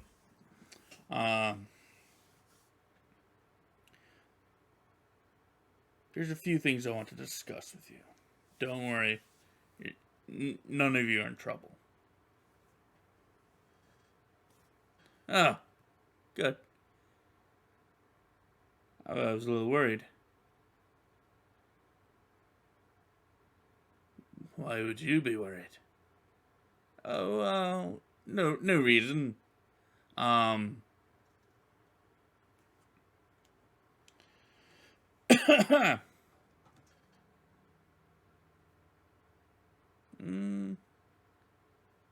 anyways, to the garrison, right? Yes, you can follow me. And Sheriff Hemlock leads them to the garrison, where he takes them to a meeting room with the mayor and with a elven woman. Thanks for waiting. I brought them so that they could talk to you. Let me introduce Shalelu and Asana. She's sort of a honorary member of the town's guard.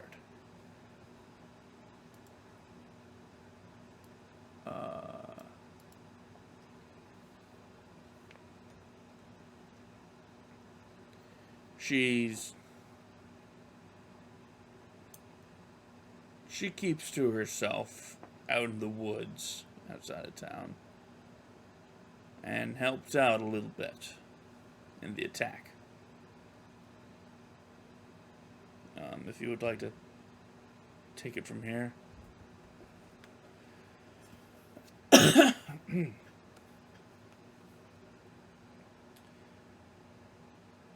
Yes.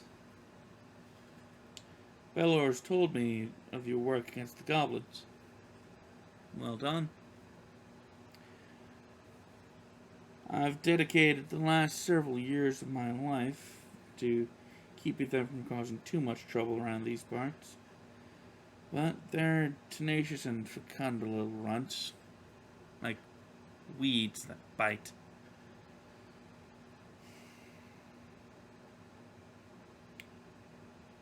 I noticed something during the attack. I followed up on it earlier. Or earlier in the week. It wasn't just one tribe of goblins. This was a concerted effort.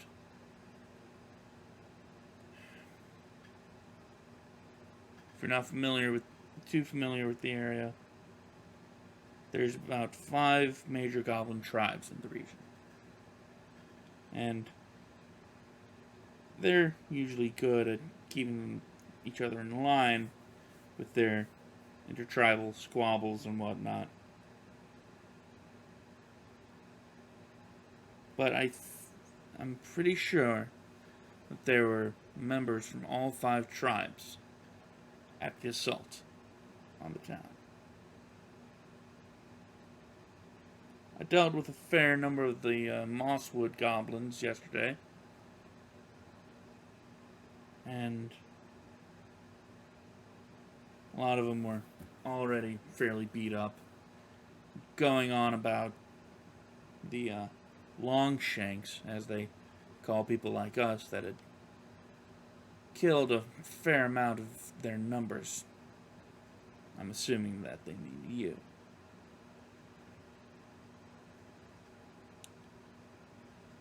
You seem to have made an impression. And in any event, the fact that all 5 tribes are possibly working together isn't a good thing. Goblin tribes don't get along unless something big is going to happen. And something big usually requires someone with enough might and who can inspire enough fear to keep the other tribes in line.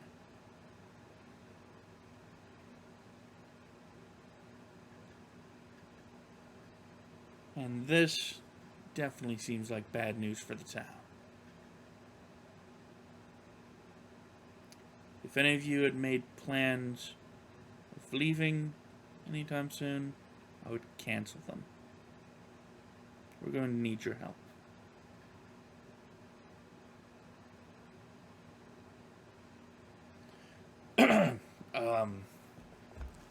Yes, we're going to need as much help as we can get. I've already made plans to go to Magnamar, and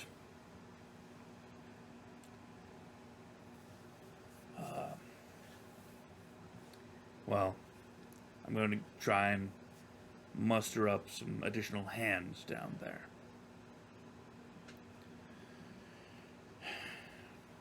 If these are 5 whole tribes, we're going to need as much muscle as we can get. Again, I'd ask you all to keep this to yourselves.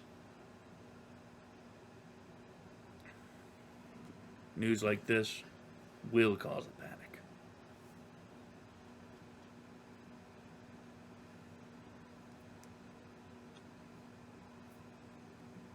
And I'm pretty sure that with the 4 of you around, people are already starting to feel safe. I'm trusting your eyes and your skills to keep them safe. Yeah, you got it. I'm ready to help. Yep.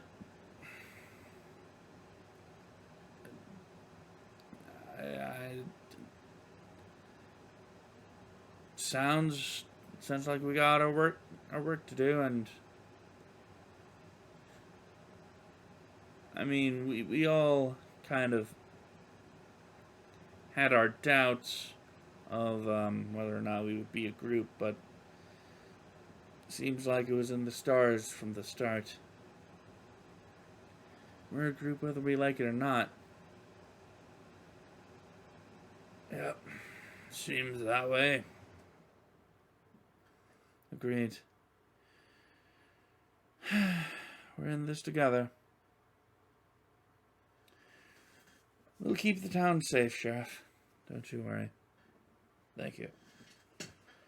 Now, if you'll excuse me, I need to gather some men for the trip.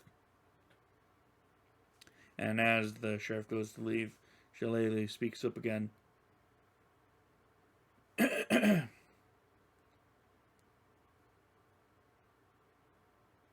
Do you all mind if I join you for dinner? I know a fair bit about the Goblin tribes, and can tell you a little bit about them, if you're interested. And they all more or less agree. And at dinner, Shillelagh tells them about the different tribes. The closest tribe being the Bird Cruncher tribe. They kind of live up in the caves on the western edge of an area known as Devil's Platter. And I need to bring up the map again. The map again. Where is it? The Devil's Platter. That's not the right map. I need the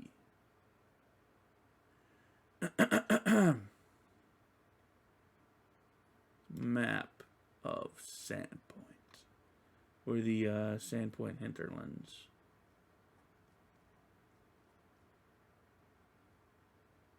And I've gone and blasted right on past it.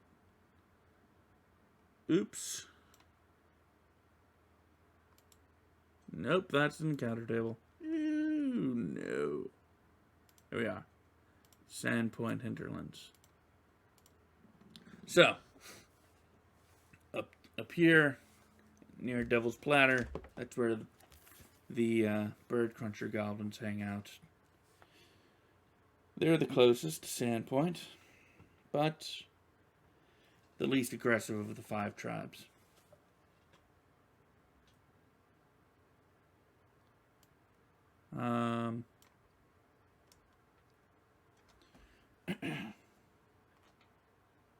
Then to the south, there's the Licktoad goblins in Brindstump Marsh. They're annoyingly good at swimming, and I'm fairly certain I saw some of them with webbed fingers.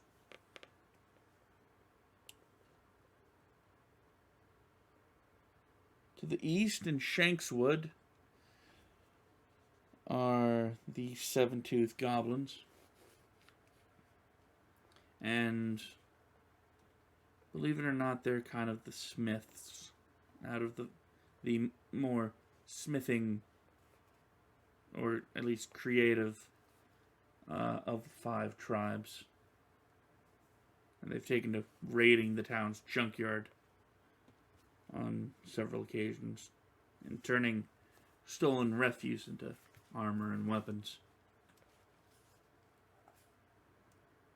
Farther east are the Mosswood goblins.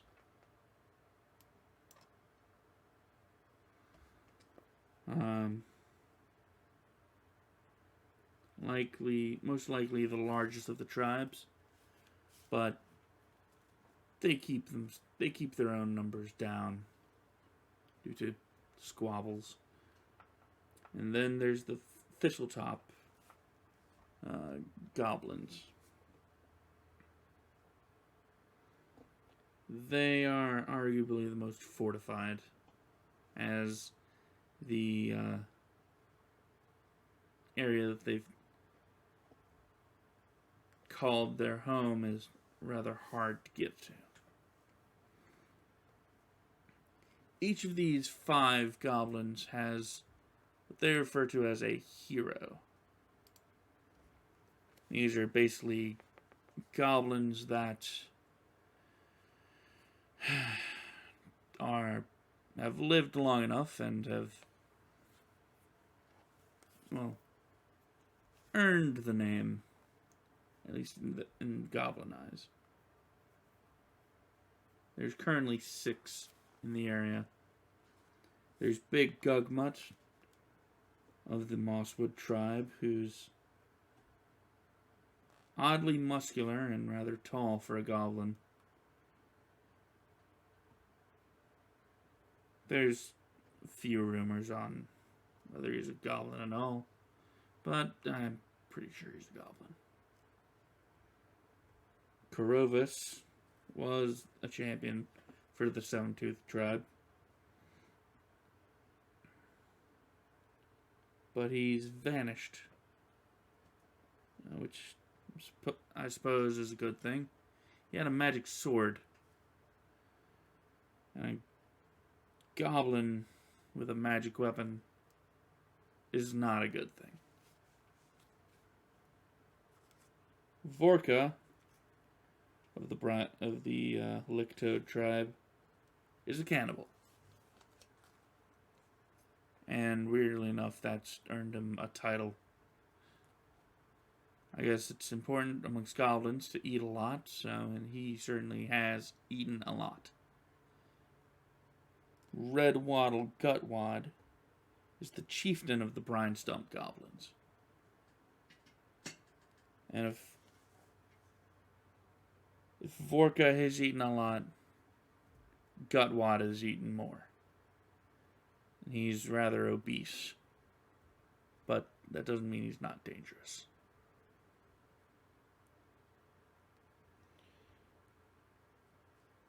Rip Nugget is the leader of the Thistletop Goblins. And he's about as violent as he can come. He's about as violent as a goblin can come. If I had to guess, I'd say he could be a potential leader of the 5 tribes.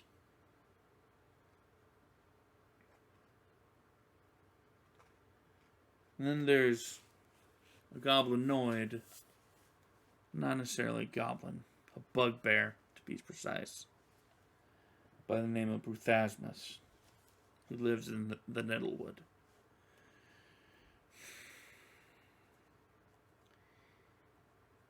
He raids caravans for a living. And I'm fairly certain that if such a thing as 5 tribes getting together has happened, he would know about it. Might even be a part of it.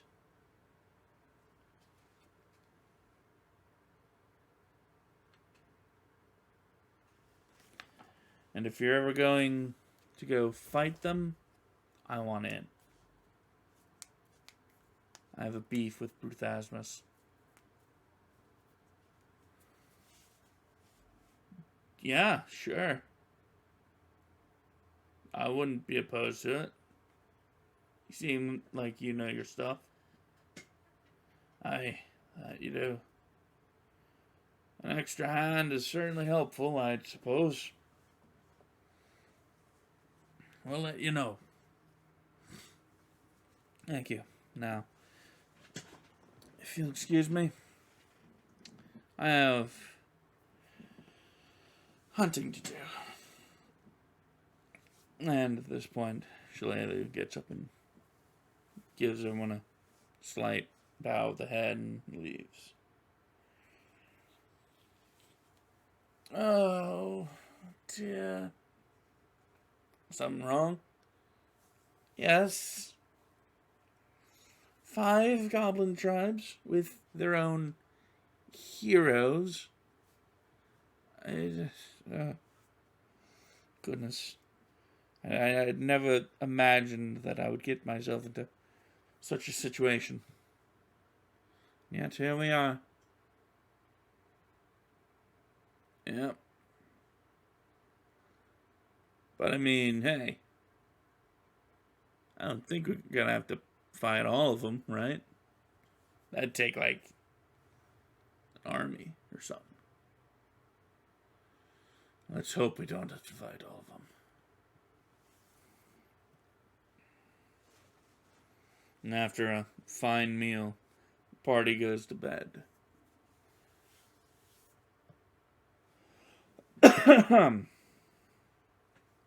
Well, not all at the same time.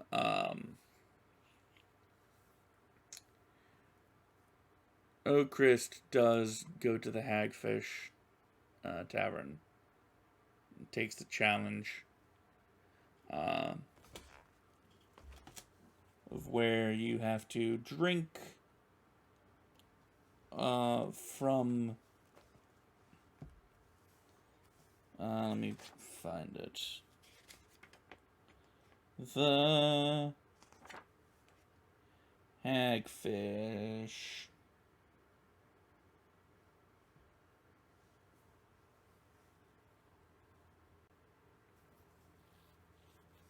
So, the challenge of the Hagfish is you have to drink a single tankard of the water, if the murky mess can be called that, of the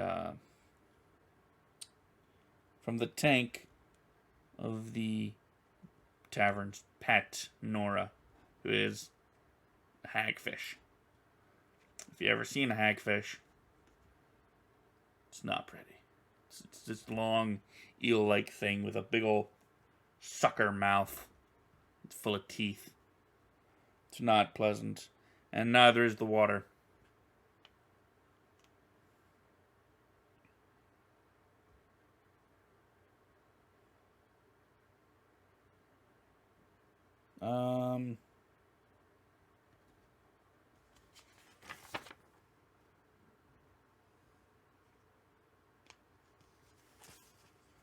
There is a prize of pouch of coins, but Oakhurst goes, no, I don't want any coins. I just want the glory. So, a whole tankard, huh? Alright, let's give it a shot. And he needs to make a fortitude save. He brings the tankard to his lips, and it is terrible.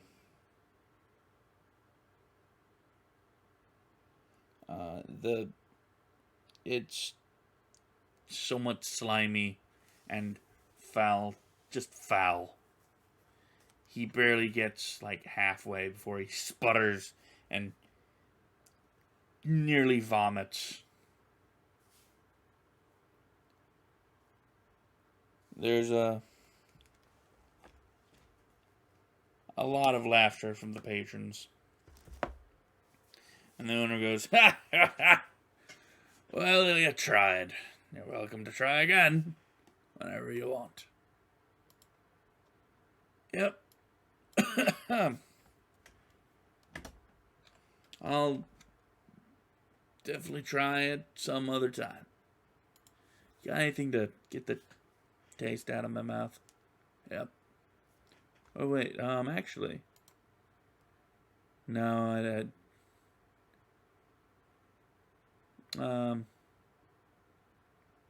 actually, you know what? He slaps down another silver. Give me something to wash my mouth out and I'll try it again. Oh! Gotta try it again so soon. Yeah. Yeah, I will. Because I remembered about the Charmed Life ability that he has. So, he can add his Charisma mod to any save. And after a couple cups of ale, he goes for it again. The tankard is presented.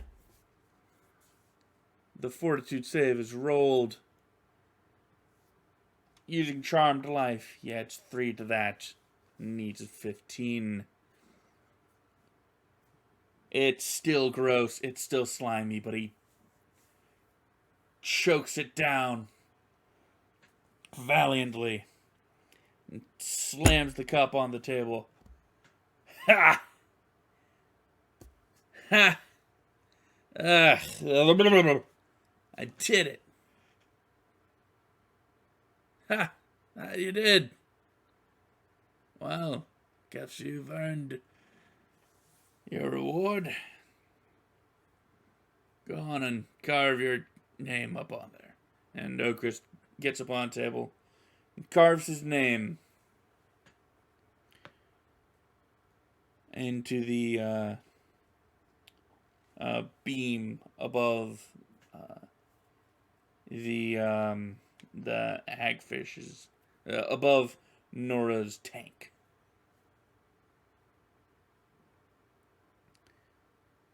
And then he has a few more rounds, leaves, vomits at least once, Because, man, that stuff's rank. And has a good night's sleep. The morning that follows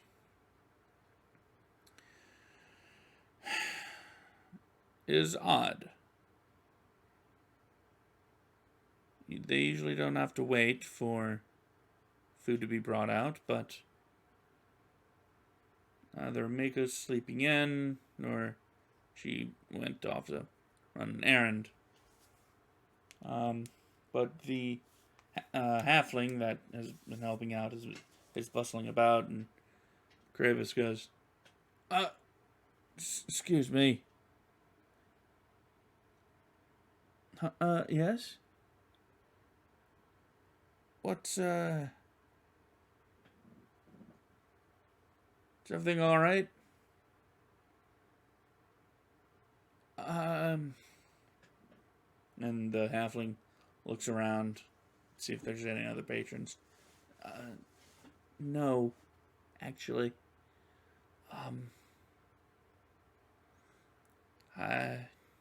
You haven't seen a Mako, have you? Nope, we haven't. Oh dear. Come here. Into the back, please. Uh-oh. What do you think happened? Shh. Be quiet. I'm sure we'll find out. And they follow the halfling into a back room. My name's Bethana, by the way. Bethana Corbin. I think a Mako might have left last night, but I'm not sure. What do you mean you're not sure?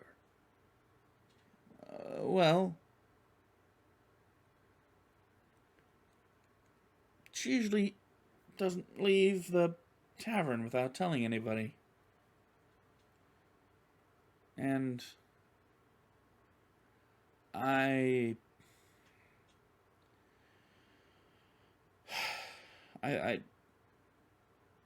found this note.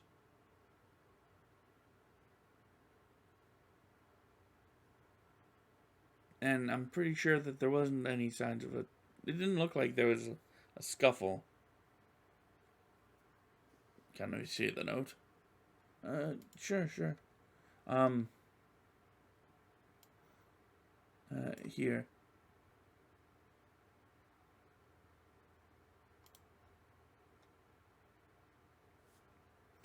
And the note is handed to the party. This is actually a it's not the original note. Not the original. Where's the original? Oh, well, it's in Minkayan. Oh. Yeah, I don't speak or read that. Yeah, I figured, and a lot of people don't. So I was going to go to the guards with this, so I transcribed it.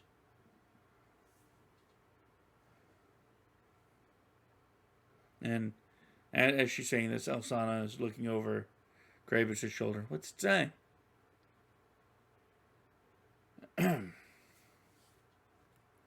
And he reads the note. Hey, sis. Hope this letter finds you well. And with some free time on your hands, because we've got something of a problem. It's to do with Father.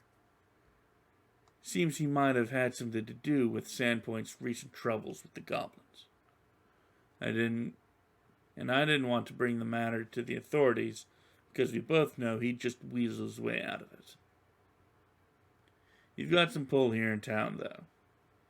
If you can meet me at the Glassworks at midnight tonight, maybe we can figure out how to make sure he faces the punishment he deserves. Knock twice, and then 3 times more, and then once more at the delivery entrance, and I'll let you in. In any case, I don't have to impress upon you the delicate nature of this request. If the news got out, you know these local rubes would assume that you and I were in on the whole thing too, don't you?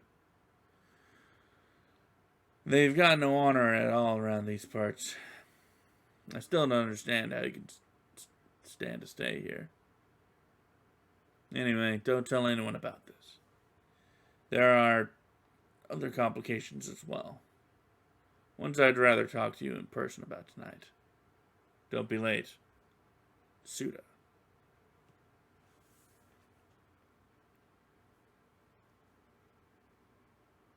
Who's this Suto fellow? Well, Suto, is Mako's brother.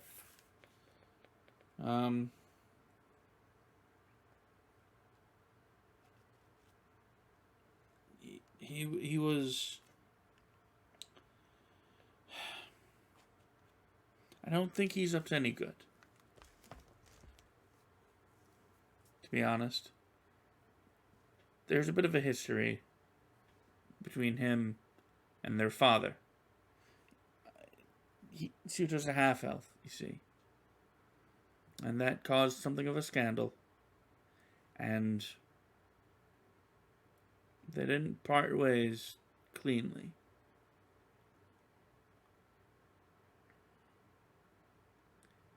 And, I mean, this just seems all too,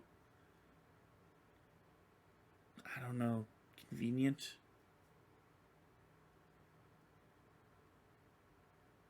So you think that he might have done harm to not only his father, but to Mako as well? Yes. There's not enough guards left in town, though, I think. I think a lot of them went off to Magnemar to go get help. I'm at a loss. Kravis looks at Elsana and then Bella and then Okrist nods, since Okrist just has a look on his face of just like he's ready to go. We'll help you. I mean, she gave us a week's stay for free. It's the least we can do. Agreed. So, she's already got the night ahead of us. And if she's got the night ahead of us, that means whatever buggery her brother's up to may have already happened, so let's hope we're not too late. Which way is the glassworks? And as Bethana directs them to the glassworks, that's where we're going to end for tonight.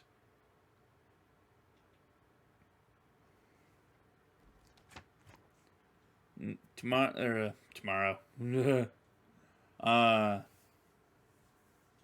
We'll pick up next time with the next part of the adventure, as the party, now fully formed and, well, yeah, more or less fully formed, it's gonna go and hopefully repay the small debt that they've accrued to Mako. But until then, I'm your forever DM.